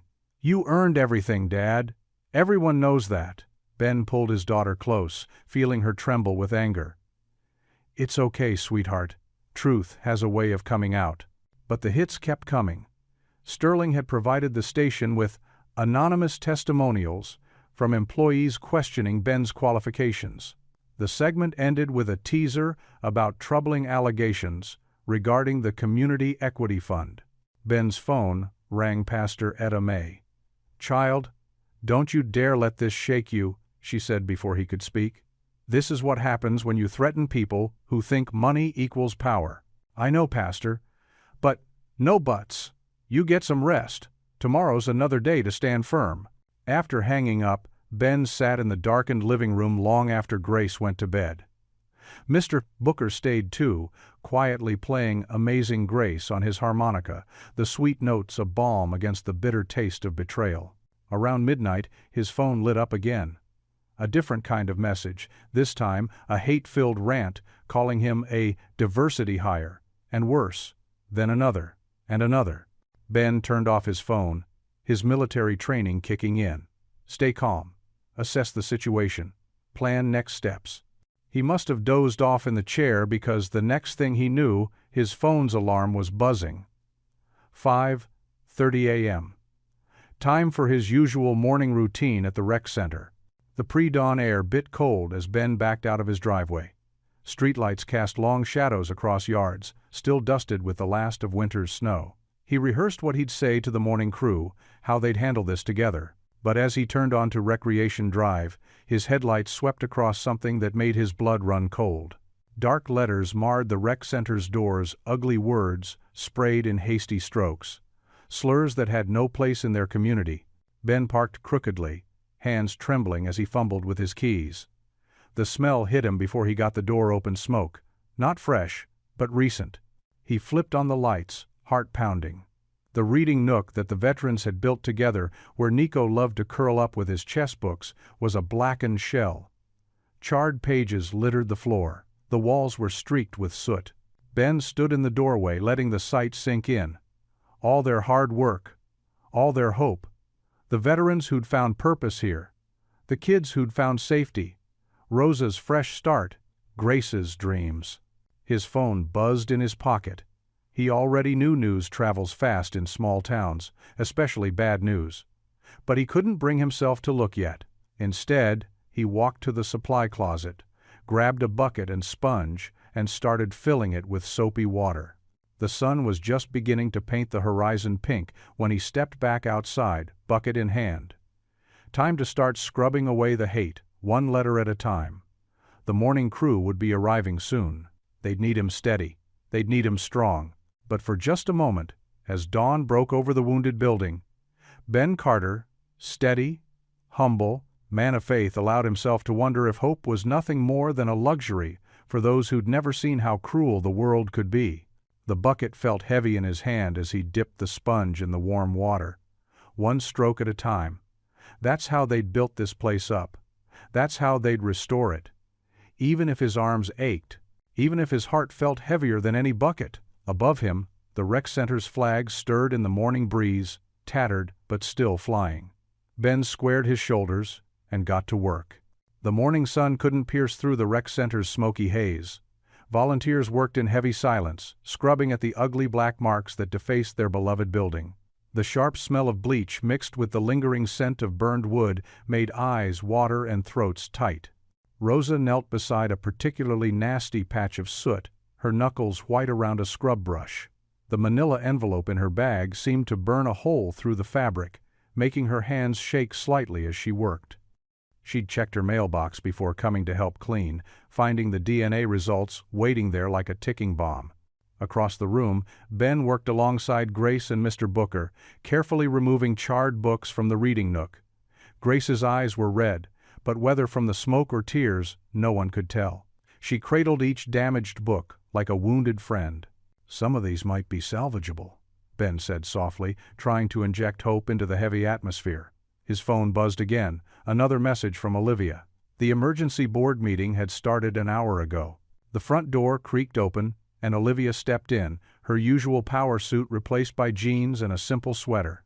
Her face was pale, makeup-free, and her shoulders slumped in a way none of them had seen before. "The board," she started, then had to clear her throat. "They're calling my recent initiatives reckless and unauthorized. They're voting on whether to suspend me." The scrubbing sound stopped. Rosa stood up slowly, wiping her hands on her jeans. "Because you chose to do the right thing?" Her voice carried a sharp edge. "Because Sterling Voss has convinced them I'm emotionally compromised," Olivia replied, bitterness seeping through. "He's been busy all night, it seems. Making calls, pulling strings." Mr. Booker set down the box of books he'd been sorting. "That man's got money, sure enough. But money ain't everything." "It is to the board," Olivia said. She walked over to the reading nook, running her fingers along the scorched wall. "They're worried about stock prices, about investor confidence, about Sterling pulling his considerable financial support." Rosa's hand drifted to her bag, touching the envelope through the fabric. Her throat felt tight. "He thinks he can buy his way out of anything." Ben noticed her movement, saw the way her fingers trembled. "Rosa? What's wrong?" She pulled out the envelope, holding it like it might bite. "The DNA results came this morning." The room grew even quieter, if that was possible. I haven't opened it yet." Grace moved closer to her father, slipping her hand into his. Mr. Booker removed his cap, holding it against his chest like he was in church. Olivia stepped forward, her own troubles momentarily forgotten. "Would you like some privacy?" she asked gently. Rosa shook her head. "No. You all deserve to know. You've all been," her voice caught. "You've all been more family to Nico and me than Sterling ever was." With trembling fingers, she broke the seal. The paper inside made a harsh sound in the quiet room as she unfolded it. Her eyes scanned the medical terminology, searching for the conclusion. When she found it, her knees buckled slightly. Ben quickly moved to steady her, guiding her to sit on one of the few undamaged chairs. "It's positive," she whispered. 99.9. 9% probability. He is Nico's father." Grace's grip on Ben's hand tightened. Mr. Booker muttered something that sounded like a prayer. Olivia's face hardened with determination. "This changes things," she said. With legal proof, the door burst open again. Sterling Voss stood there, his expensive coat dusted with snow, his face flushed with either cold or anger. Behind him, his lawyer hovered like a shadow. "I was notified the results had been delivered," he said smoothly, though his eyes blazed. I think it's time we discuss terms. Rosa stood up, the paper clutched to her chest. Terms? Sterling's lawyer stepped forward, opening his briefcase. Mr. Voss is prepared to be extremely generous. We have papers drawn up. No. Rosa's voice cut through the air like a whip. Sterling's practiced smile faltered. Be reasonable, Rosa. Think about Nico's future. I'm prepared to offer a very comfortable settlement. Private schooling, trust fund, all the advantages. You want to buy my silence? Rosa's voice shook with rage. Again? Like you did 8 years ago? I want to provide for my son, Sterling said, his voice hardening. Something you've clearly struggled to do. Ben started forward, but Olivia caught his arm, shaking her head slightly. This was Rosa's battle. My son? Rosa laughed, a bitter sound. Now he's your son? After 8 years of pretending we didn't exist? After threatening me with deportation if I ever spoke up? Sterling's lawyer tried to intervene. Miss Alvarez, please. Let's discuss this civilly. No more discussions, Rosa said. She took the papers from his hand and tore them in half, letting the pieces flutter to the sooty floor. No more bribes, no more hiding. Sterling's face darkened. Then you leave me no choice. He straightened his tie, a gesture that seemed to help him regain his composure. I'll be filing for custody. My lawyers will argue that I can provide a more stable, appropriate environment for Nicholas. His name is Nico, Rosa said through clenched teeth. And you don't even know him. That's about to change. Sterling turned to leave, then paused. I truly hoped we could handle this quietly, Rosa. Remember that. He looked around the smoke-damaged room, his meaning clear. Things can always get worse. The door closed behind him with a hollow thud. Rosa stood rigid, the DNA results crumpled in her fist, tears streaming down her face. But her chin was high, her spine straight. Grace was the first to move. She walked over to Rosa and wrapped her arms around her waist. One by one, the others joined, forming a protective circle around her. Mr. Booker's low voice started humming, Amazing Grace, the sound filling the smoky air with defiance. Through her tears, Rosa whispered, He can't take my boy. He can't. He won't, Olivia said firmly. We won't let him. Grace sat at the kitchen table, staring at the email on her phone. Her hands trembled as she read the words again. Scholarship, status, under review, suspended. The bright future she'd worked so hard for seemed to dim before her eyes. Dad? Her voice cracked. They took it away. Ben crossed the kitchen in 3 quick steps, placing his calloused hands on her shoulders. Reading over her head, his jaw tightened. The scholarship committee cited recent community developments as their reason for suspension. We'll figure this out, honey, he said, but his voice lacked its usual certainty. The sharp ring of his cell phone cut through the heavy silence. Rosa's name flashed on the screen. Ben?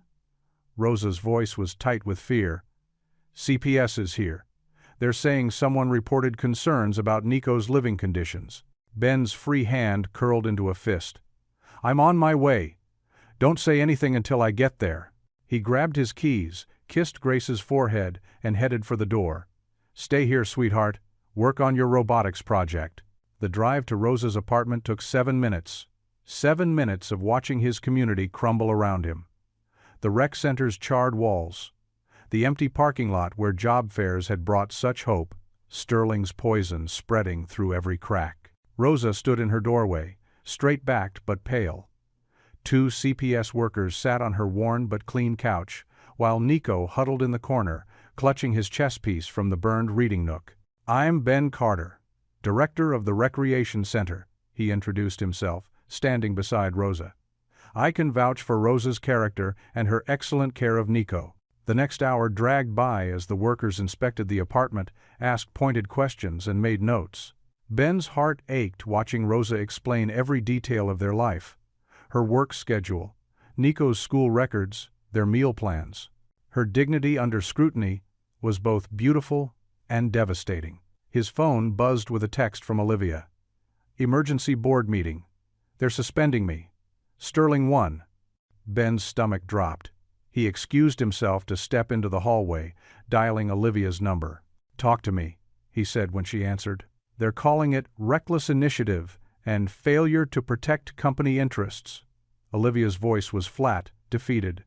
The vote was unanimous. Sterling's people got to them all. Fight it, Ben urged. We've come too far. Maybe we were naive. Olivia cut him off. Maybe I was wrong to think we could change things. The system protects itself, Ben. After the CPS workers finally left, promising to be in touch, Ben helped Rosa make tea with shaking hands. Nico had fallen asleep on the couch, his face streaked with dried tears. I won't let him take my son, Rosa whispered fiercely. I don't care about the DNA test. Sterling wasn't there for 9 years. He doesn't get to sweep in now and… Her voice broke. Ben reached across the table and squeezed her hand. We're not giving up, Rosa. The truth has to matter. But the words felt hollow in his mouth. The drive home was a blur. His porch light cast weak yellow circles in the gathering dusk. Grace's scholarship, Rosa's dignity, Olivia's mission, the rec center's promise. All of it smoldering, like the charred reading nook. Ben lowered himself onto the porch steps, feeling every one of his 52 years. The same steps where he'd sat countless nights after losing his wife, wondering how to raise Grace alone, where he'd dreamed up plans for the rec center, where hope had felt possible. Now the night pressed in close, heavy with defeat. He looked up at the stars, barely visible through gathering clouds. Maybe hope's just a trick, he whispered to the darkness. The acrid smell of smoke still hung in the rec center's main hall, despite the industrial fans whirring in the corners. Volunteers moved like quiet ghosts through the haze, scrubbing walls and sweeping up broken glass. The morning light filtered weakly through the patched windows, casting long shadows across the scarred floor. Pastor Etta May stood in the center of it all, her silver hair gleaming as she directed the cleanup efforts with the efficiency of a general. Terry, we need more cleaning solution over by the east wall. Sarah, honey, make sure you're wearing those gloves while handling that glass. Ben slumped against the doorframe of what used to be the reading nook, his eyes fixed on the charred remains of the bookshelves he and the other veterans had built by hand. Each shelf had been carefully measured, sanded, and stained. Now they were nothing but blackened wood and ashes. The Lord didn't bring us this far to leave us here.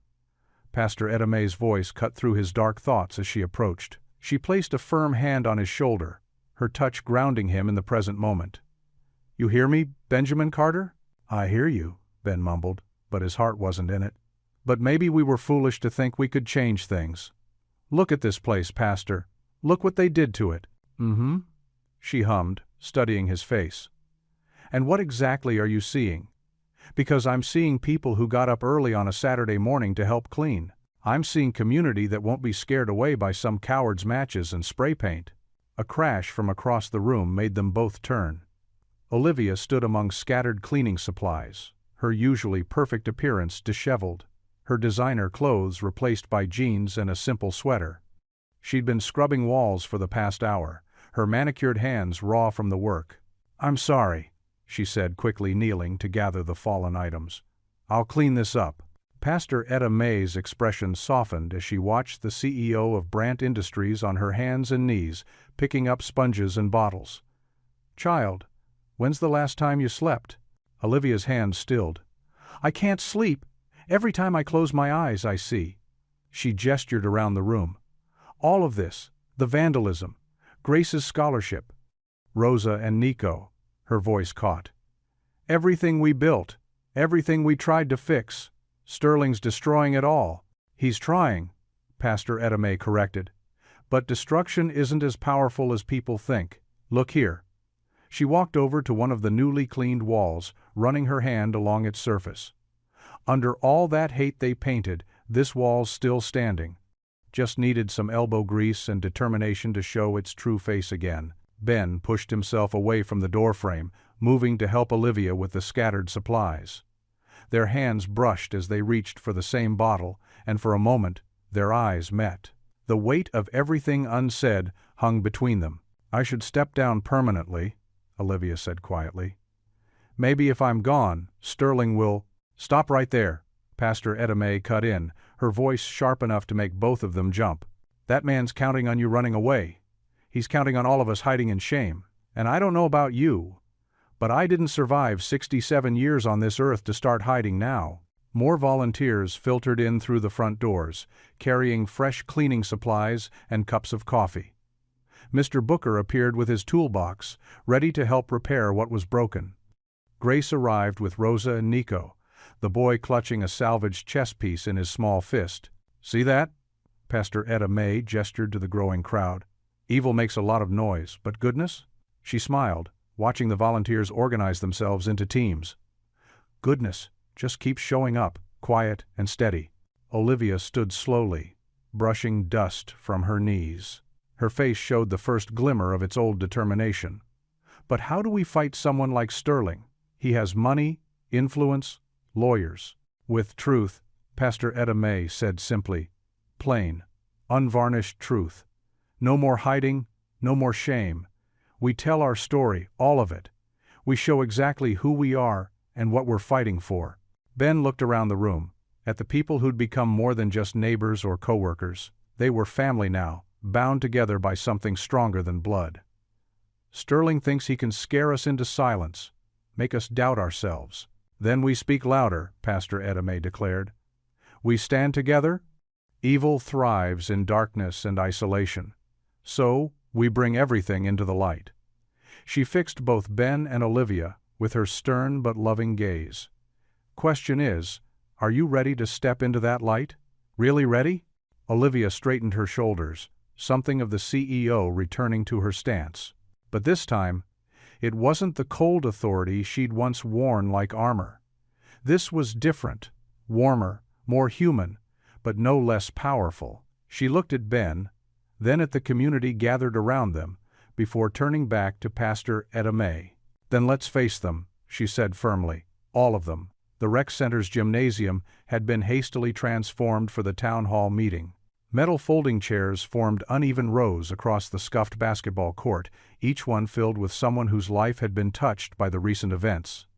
The fluorescent lights hummed overhead, casting a harsh glow that made everyone look tired and pale. Ben Carter stood at the back, watching people file in. Union workers sat shoulder to shoulder with office staff. Veterans in worn jackets clustered near the front, their faces set with determination. Mothers from the neighborhood perched on the edges of their seats, some bouncing restless children on their knees. Rosa sat in the front row, her back straight as a ruler, Nico's small hand clasped tightly in hers. The boy's other hand clutched the scorched chess piece they'd salvaged from the reading nook, his thumb running over its blackened surface again and again. Pastor Etta May took the microphone first, her voice warm but firm. "We're here today because truth matters, because this community matters, and because sometimes healing can only begin when we look each other in the eye and speak honestly." Olivia Brandt rose from her chair slowly. Gone was her usual armor of designer suits and perfectly styled hair. She wore a simple sweater, her hair pulled back in a loose ponytail. Her hands trembled slightly as she took the microphone, but her voice was steady. "I've spent years hiding behind corporate policies and PR statements," she began. "I told myself it was protecting the company. Really, I was protecting myself." She paused, swallowing hard. "When Rosa Alvarez was removed from our building that day, I didn't just fail as a CEO, I failed as a human being." A murmur rippled through the crowd. Ben watched faces shift from skepticism to surprise at her raw honesty. "I didn't see the people who kept our offices running as people. I saw budget lines. When Rosa needed help, I looked away. When others faced hardship, I signed papers instead of listening to their stories." Olivia's voice cracked slightly. "I was wrong. Deeply, fundamentally wrong." Ben stepped forward then, unfolding a piece of paper from his pocket. The DNA results. His hands were steady as he read the numbers, the scientific certainty that linked Sterling Voss to the small boy who still clutched his chess piece. "These results prove what Rosa has always said," Ben stated clearly. "But numbers on paper don't tell the whole story. The story is about choices, who makes them and who lives with them." Rosa stood up slowly, her chin high. "I don't want money to keep quiet," she said, her voice carrying across the suddenly silent Jim. "I never did. I want truth. I want my son to know his father can be better than threats and lawyers. I want him to see that doing the right thing matters more than doing the easy thing." Nico looked up at his mother, pride shining in his young face. The chess piece stilled in his hand. A veteran in the front row stood up, his cane thumping against the floor.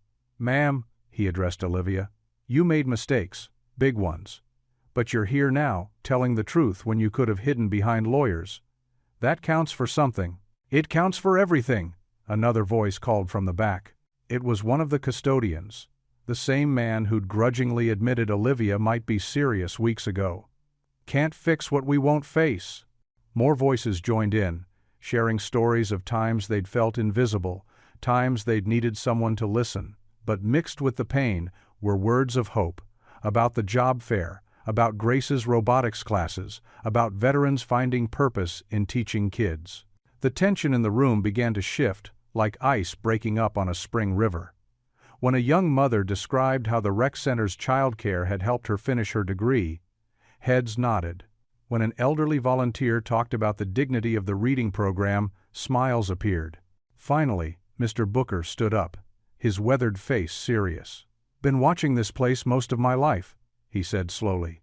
"Seen it up, seen it down. But I ain't never seen someone admit they were wrong, and actually try to make it right. Not like this."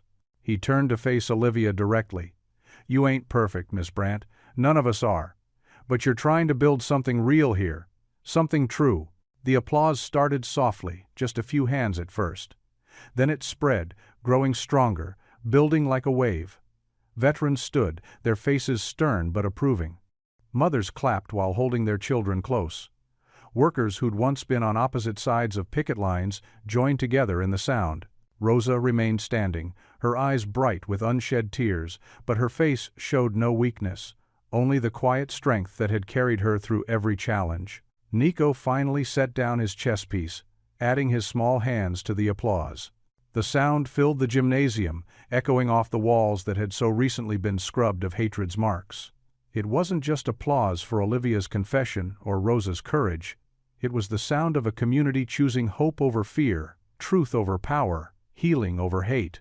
The gym fell silent as a young man rose from his seat in the back row. His janitor's uniform was wrinkled, and his hands trembled as he gripped the microphone Pastor Etta May handed him. Sweat beaded on his forehead, under the harsh gymnasium lights. "My name's Marcus Thompson," he said, his voice barely above a whisper. I'm the one who vandalized the rec center." A collective gasp rippled through the crowd. Several veterans shifted in their seats, their faces hardening. A mother pulled her child closer. Marcus's shoulders hunched as if bearing an invisible weight. "Mr. Voss's assistant approached me 3 weeks ago. Said they needed someone on the inside." His voice cracked. "Offered me $5,000 to send a message." Pastor Etta May stood nearby, her presence steady and grounding. Her weathered face showed neither judgment nor surprise, just patient attention. "I needed the money bad," Marcus continued, tears welling in his eyes. "My mama's dialysis bills. But that's no excuse. They gave me spray paint and told me what to write. Said to start the fire in the reading nook because it would hurt the most people." Then Carter's jaw clenched as he remembered the charred books, the children's drawings reduced to ash. Beside him, Olivia reached for his hand and squeezed it. "The night I did it," Marcus went on, "Mr. Voss's man watched from across the street. Made sure I did everything they wanted. Said if I ever told anyone they'd make sure I never worked again." He wiped his eyes with his sleeve. "But I can't sleep anymore.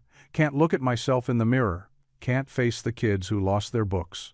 Rosa stood up, Nico clutching her hand. "Why now?" she asked softly. "Why tell us today?" Marcus looked at her, his eyes red. "Because I saw what they're doing to you and your boy. Same thing they did to me. Using money to scare people into silence. But you're standing up to them. Made me realize I had to tell the truth, too."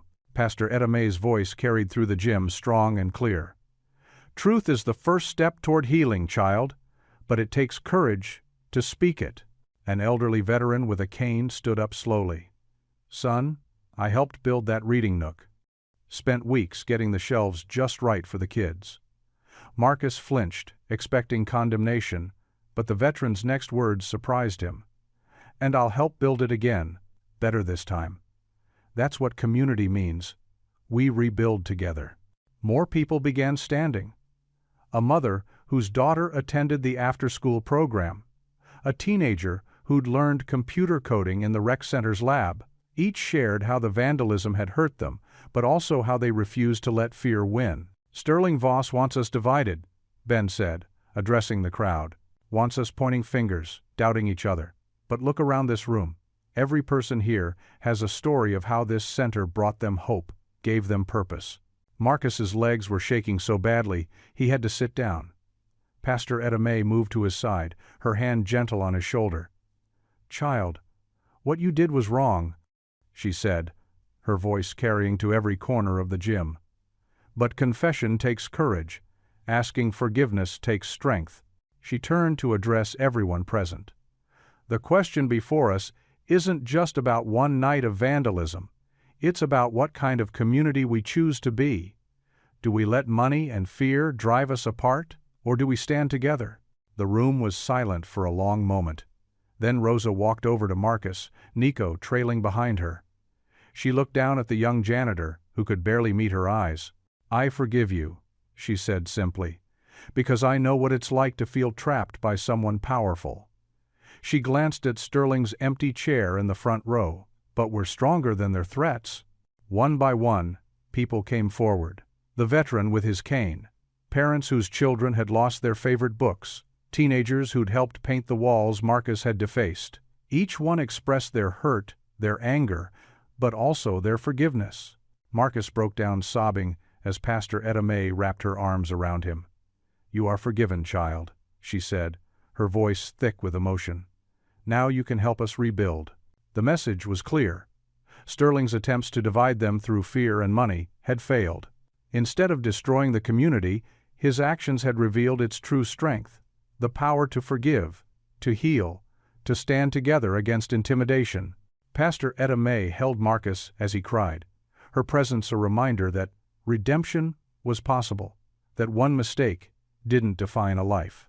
The community gathered around them, not in judgment but in support. Their unity a direct rejection of Sterling's tactics. In that moment, the rec center was more than just a building. It was a testament to the power of truth over lies, of community over corruption, of forgiveness over fear. Sterling's smear campaign hadn't just failed. It had backfired, bringing people closer together than ever before. As Pastor Etta May embraced the young janitor, her words echoed through the gymnasium, "You are forgiven." And in those three simple words lay the community's strongest weapon against Sterling's attempts to divide them, their capacity for grace. The courthouse's wood-paneled walls seemed to close in, as Judge Martha Wilson adjusted her reading glasses, studying the DNA results spread across her bench. Afternoon light filtered through tall windows, casting long shadows across the tense faces in the gallery. Rosa sat straight-backed in her chair at the plaintiff's table, her hands folded neatly in her lap. Her dark hair was pulled back in a simple bun, and she wore her best navy dress, the one she'd saved for special occasions. Though her expression remained calm, her eyes never left the judge's face. Next to her, Nico fidgeted in his child-sized suit, his small hand wrapped tightly around Ben's larger one. Ben gave the boy's hand a gentle squeeze, offering what comfort he could.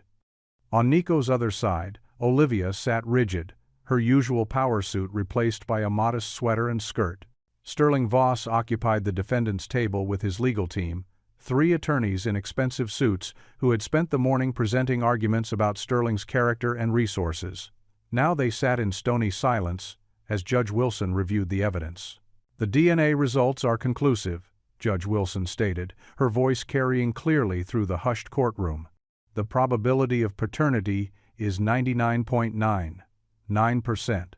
She set down the paper and removed her glasses, fixing Sterling with a stern look. "Mr. Voss, these results definitively establish you as Nico Alvarez's biological father." Sterling's jaw tightened, but he maintained his practiced neutral expression. His lead attorney leaned forward, ready to speak, but Judge Wilson held up her hand. "I've heard your arguments about Mr. Voss's reputation and resources," she said. "Now I'd like to hear from Miss Alvarez directly." She turned to Rosa. "Please tell the court in your own words what you're seeking here today." Rosa took a deep breath and stood. Her voice was steady and clear. "Your Honor, I'm not here for money. Mr. Voss offered that already, to keep quiet, to go away." She glanced at her son, her eyes softening. "Nico deserves the truth. He deserves a father who acknowledges him, who shows up not because he's forced to, but because it's right. And the custody arrangement you're proposing? I'm asking for primary custody," Rosa continued. "I've raised Nico alone for 8 years. I've never missed a parent-teacher conference, a doctor's appointment, or a bedtime story.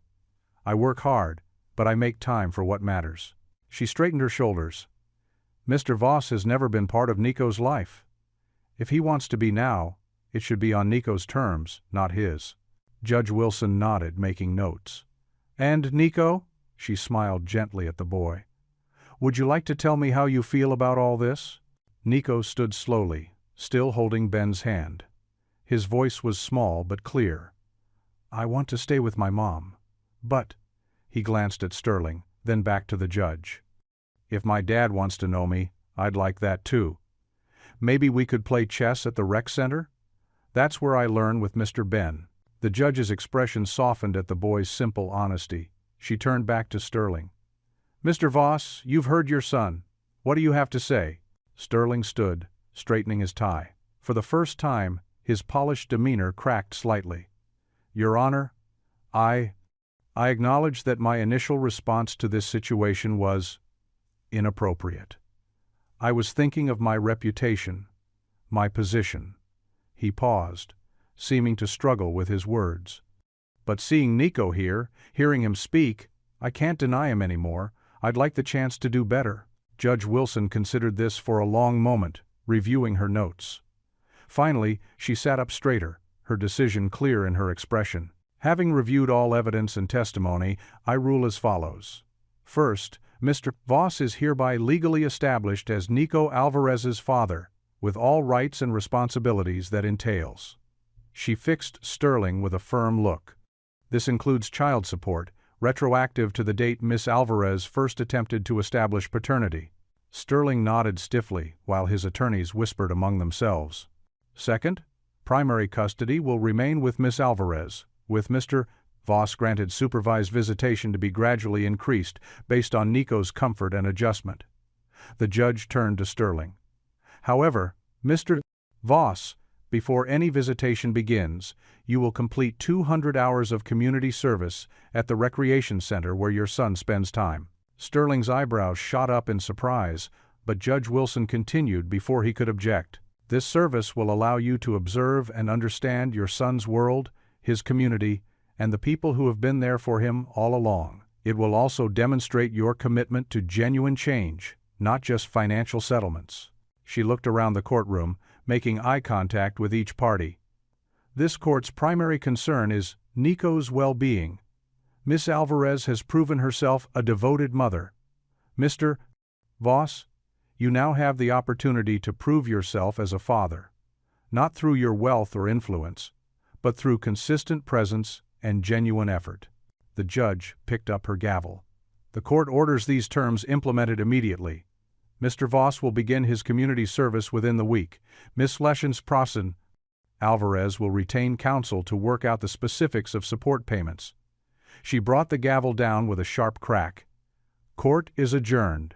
The boardroom of Brandt Industries gleamed with morning light streaming through floor-to-ceiling windows. Olivia stood at the head of the long mahogany table, her posture relaxed but dignified. The tension that had been her constant companion for so many years had melted away, replaced by something lighter, more purposeful. "I appreciate the board's decision to reinstate me," she said, her voice clear and steady, "but I've made my own decision." She paused, meeting the eyes of each board member in turn. "I'm stepping down as CEO." Murmurs rippled through the room. Thomas Fletcher, the longest-serving board member, leaned forward. "Olivia, think carefully about this. The company needs strong leadership right now." A small smile played at the corners of her mouth. That's exactly what I'm providing, Thomas. Just not in the way you expect.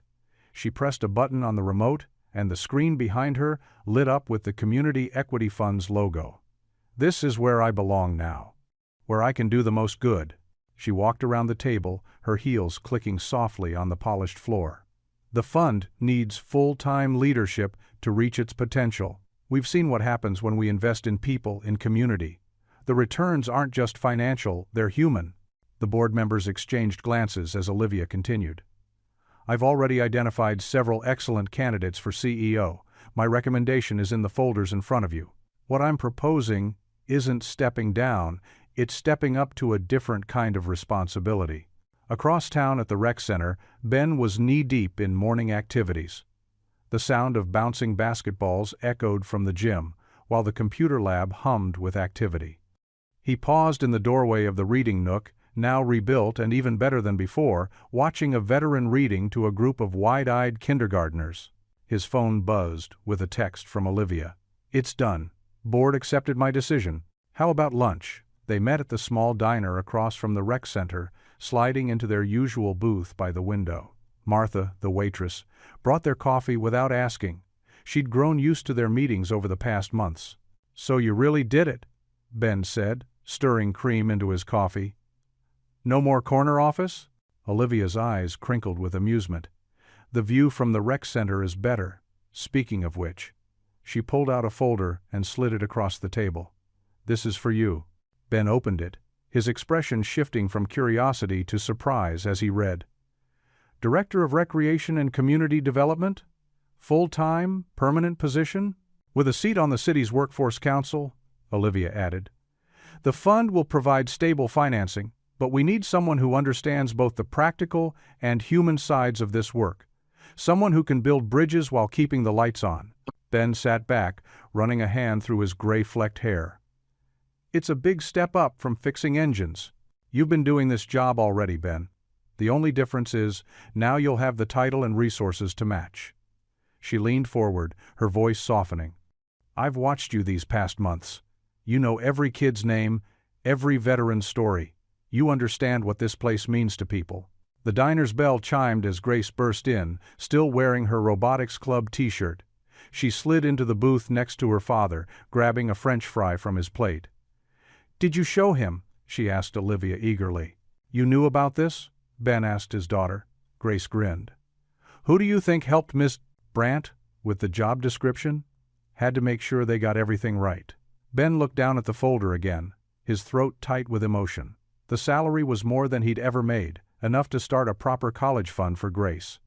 But it wasn't about the money. It was about the chance to make permanent what they'd built together. The rec center needs you, Ben, Olivia said quietly. We all do. He thought about the changes he'd seen, veterans finding purpose in mentoring kids, single parents getting back on their feet, children like Nico discovering safe spaces to grow. He thought about his late wife, how she'd always believed in serving others. When do I start? He asked, his heart swelling with purpose. Olivia's face lit up. You already have. The paperwork just needs to catch up with reality. She raised her coffee cup. To new beginnings? Ben clinked his cup against hers, Grace adding her water glass to the toast. To new beginnings, he echoed, feeling the weight of responsibility settle comfortably on his shoulders. The rec center wasn't just a building anymore. It was a mission, a community, a future. And now, officially, it was his to guide. Martha appeared with a slice of apple pie, setting it in the middle of the table with 3 forks. On the house, she said with a wink. Heard there was something to celebrate. News traveled fast in their town, but for once, Ben didn't mind. This was news worth sharing, not of corporate power plays or scandal, but of people choosing to do right by each other, of hope proven wise instead of naive. Grace started dividing the pie into equal pieces, chattering about new programs they could start, while Olivia pulled out a notepad to jot down ideas. Ben watched them both, these two forces of nature who had helped reshape his world, and felt the last pieces of his new life clicking into place. Through the diner window, he could see the rec center's newly painted sign catching the midday sun. The words, Community Center for Growth and Connection, stood out in bold letters, with everyone welcome, written beneath. It wasn't just a job he was accepting, it was a calling, a chance to make permanent the change they'd fought so hard to create. The late afternoon sun cast long shadows across Ben Carter's front porch as Grace bounded up the worn wooden steps, clutching an official-looking envelope in her hands. Her footsteps thundered through the house as she burst through the screen door, letting it bang shut behind her. "Dad, Dad." Her voice carried a mixture of excitement and nervousness that made Ben look up from the stack of rec center paperwork spread across the kitchen table. "What is it, sweetheart?" Ben pushed his reading glasses up on his nose, concern etching his features as he took in his daughter's flushed face. Grace's hands trembled slightly as she held up the envelope. The return address showed the prestigious letterhead of the scholarship committee. "It came. I'm scared to open it." Ben's expression softened. He knew how much this meant to her. The scholarship had been her dream, a chance to study engineering at the state university. When it had been suspended during the crisis, she'd put on a brave face, but he'd heard her crying late at night. "Whatever it says," Ben said gently, "we'll figure it out together." Grace took a deep breath and carefully tore open the envelope. Her eyes scanned the letter, growing wider with each line. Ben watched as tears welled up in her eyes. They reinstated it," she whispered. "Full ride, just like before." Her voice cracked with emotion. "And there's a note." Ben stood up and walked around the table as Grace read aloud. "Your community is your superpower. We are proud to support students who understand that true leadership means lifting others as you rise." She looked up at her father, tears now flowing freely down her cheeks. Ben wrapped her in a tight hug, his own eyes growing misty. "Mom would be proud," Grace whispered into his shirt. "So proud of everything. The rec center, helping people, standing up for what's right." Ben's throat tightened at the mention of his late wife. "She would be proud of you, sweetheart.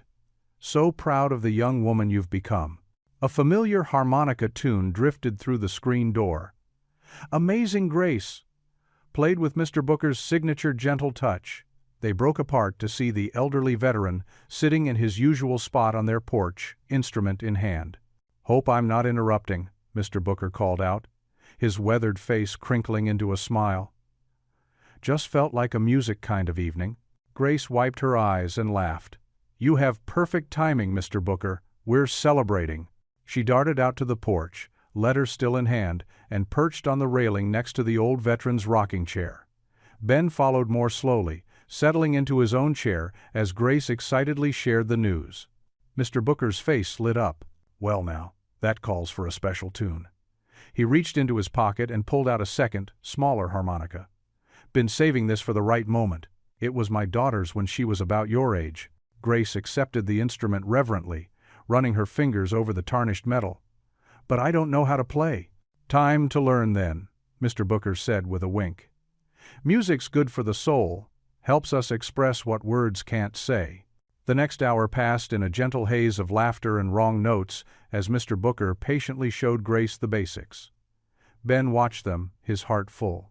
The setting sun painted the sky in shades of pink and gold, while the first fireflies of the season began to dance in the gathering dusk. Finally, Grace managed to play a wavering but recognizable version of "You Are My Sunshine." Mr. M.H.P. S. It Ebb. Booker joined in with harmony, and their combined music drifted out into the evening air, a simple melody carrying all the hope and healing of their community's journey. Ben closed his eyes, letting the sweet sounds wash over him. In that moment, he could almost feel his wife's presence, could almost hear her laugh, mingling with their daughters. The music spoke of loss and love, of broken things mended, of new beginnings growing from old wounds. Grace's harmonica hit a squeaky note, making her giggle. Mr. Booker's deeper chuckle joined in, and then they started the song again, their music floating out into the gentle spring evening. The April morning dawned bright and clear, with a gentle breeze carrying the sweet scent of newly bloomed flowers across the rec center's grounds. Volunteers dotted the landscape like colorful butterflies, their t-shirts splashed with paint as they worked to refresh the building's exterior. Ben Carter stood at the edge of the lawn, clipboard in hand, directing a group of veterans who were installing new benches along the freshly mulched flower beds. The morning sun caught the silver in his hair as he pointed out spots where Rosa's gardening team would later plant petunias and marigolds. "These look perfect, guys," he called out, giving a thumbs up to Mike, a former Marine who had been one of the center's first success stories. "The kids will love having a place to read outside once the weather stays warm." Near the building's entrance, Grace and her robotics team were painting a vibrant mural, their design featuring intertwined hands of different colors forming a heart. Their laughter mixed with the scrape of rollers against the wall and the distant whir of someone's lawnmower. Mr. Booker sat in his usual spot by the door, harmonica at the ready, providing an impromptu soundtrack to the day's activities. The familiar notes of "You Are My Sunshine" drifted across the grounds, bringing smiles to tired faces. At the far end of the parking lot, folding tables groaned under the weight of countless covered dishes, casseroles, salads, and desserts brought by community members for the day's potluck. The aroma of Mrs. Johnson's famous fried chicken mingled with Pastor Etta May's cornbread, making stomachs growl despite the early hour. A quiet murmur rippled through the crowd as Sterling Voss's expensive SUV pulled into the lot. He stepped out, dressed more casually than anyone had ever seen him, wearing jeans and a plain button-down shirt instead of his usual tailored suits. His court-mandated community service hours had started 3 weeks ago, and while people still watched him warily, the edge of hostility had begun to soften. Sterling made his way to the stack of folding chairs by the gymnasium entrance, wordlessly beginning to set them up in neat rows. His movements were mechanical at first, but as Nico wandered over to help, something in his stance changed. The boy handed his father chair after chair, and Sterling's shoulders gradually relaxed. Rosa watched from across the yard, her expression a complex mixture of caution and hope. She turned back to organizing the name tags for the volunteers, but her eyes flickered occasionally to where her son worked alongside his father. Olivia Brandt arrived mid-morning, carrying several large coffee dispensers from the local diner. Her hair was pulled back in a simple ponytail, and she wore the same volunteer t-shirt as everyone else, a far cry from her former CEO wardrobe. She set up the coffee station with quiet efficiency, then grabbed a paintbrush to help with the trim around the windows. "Looking good," Ben said, coming to stand beside her. He gestured to the fresh coat of paint transforming the once dreary walls. "Amazing what a little color can do." "Amazing what a little community can do," Olivia corrected, wiping a smudge of paint from her cheek, and only managing to make it worse. "I never thought." "None of us did," Ben agreed, understanding her unfinished thought. They both watched as Grace helped Nico climb up on a step stool to add his handprint to the mural, Sterling hovering nervously nearby. As the morning wore on, more people arrived. Union workers who had once picketed the company headquarters now shared donuts with middle managers. Former adversaries passed plates of potato salad and swapped stories about their kids. The rec center had become neutral ground, a place where old wounds could begin to heal. Pastor Etta May's voice rose above the general chatter. "All right, folks, time to break for lunch. Form a line. And remember, everybody eats, no exceptions." The crowd began to gather, forming a long, snaking line that wound past the crafts tables where children had been making welcome cards for new center members. Mr. Booker switched to a livelier tune, and someone started clapping along. Ben touched Olivia's elbow lightly. "Think it's time?" She nodded, pulling a small note card from her pocket. Together, they made their way to the front of the assembled group. The casual conversations quieted as people noticed them standing side by side. Ben cleared his throat. "First, thank you all for coming out today. Looking around, I see what community really means. It's not just about sharing a zip code, it's about sharing our lives, our hopes, our second chances." Olivia stepped forward, her voice clear and strong, but touched with a warmth that would have been unimaginable months ago. "That's why we're making this an annual tradition. Starting today, every spring will begin with Hands, Hearts Day, a day of service to remind us that we're stronger together than we ever were apart." A ripple of applause moved through the crowd. Mr. Booker's harmonica trilled a celebratory note, and someone in the back shouted, "Hear, hear!" Grace beamed at her father from where she stood with her friends, paint-splattered but proud. The spring breeze picked up, carrying the scent of fresh paint and new beginnings across the rec center grounds, where a community once divided now stood united under the warm April sun. Colorful picnic blankets dotted the rec center's lawn like a patchwork quilt in the warm spring sunshine. The aroma of home-cooked dishes wafted through the air. Pastor Etta Mae's famous cornbread, Mr. Booker's spicy jambalaya, and Grace's chocolate chip cookies arranged carefully on paper plates. Near the rec center's entrance, a bright red ribbon stretched across the doorway of the rebuilt reading nook. Rosa stood with Nico, both dressed in their Sunday best, their faces glowing with pride. The new space gleamed with fresh paint, sturdy bookshelves lined with donated books, and comfortable beanbag chairs in cheerful colors. "Everyone gather round," Pastor Etta Mae called out, her strong voice carrying across the lawn. The crowd moved forward, forming a loose semicircle around the entrance. She raised her hands, and a hush fell over the gathering. "Before we cut this ribbon, let's lift our voices together." The first notes of "Amazing Grace" rose softly, led by Pastor Etta Mae's rich contralto. Mr. Booker's harmonica joined in, weaving through the voices like a silver thread. Even those who didn't know all the words hummed along, swaying gently to the familiar melody. Nico fidgeted with excitement beside his mother, the oversized scissors nearly as tall as he was. Rosa kept one steady hand on his shoulder, her eyes bright with unshed tears. The morning sun caught the gold threading in her new dress, a gift from the Women's Sewing Circle at Mount Zion. As the hymn faded, Rosa stepped forward. "A year ago," she began, her voice clear and strong, "I was cleaning offices at night, afraid to speak up, afraid to hope." She squeezed Nico's shoulder.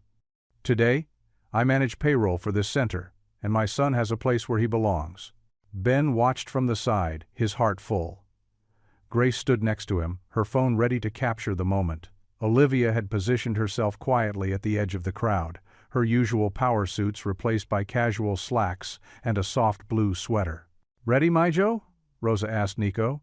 He nodded eagerly, gripping one handle of the scissors while she held the other. 1, 2, 3. The ribbon parted with a satisfying snip, and applause erupted. Children immediately streamed into the reading nook, exclaiming over the colorful new space. Nico proudly showed off his special corner, where he would teach chess to younger kids.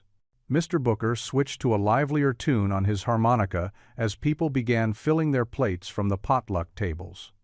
The food represented the community's diversity: tamales next to potato salad, spring rolls beside fried chicken, hummus, and pita bread sharing space with apple pie. Sterling arrived quietly during the meal, carrying a stack of new children's books.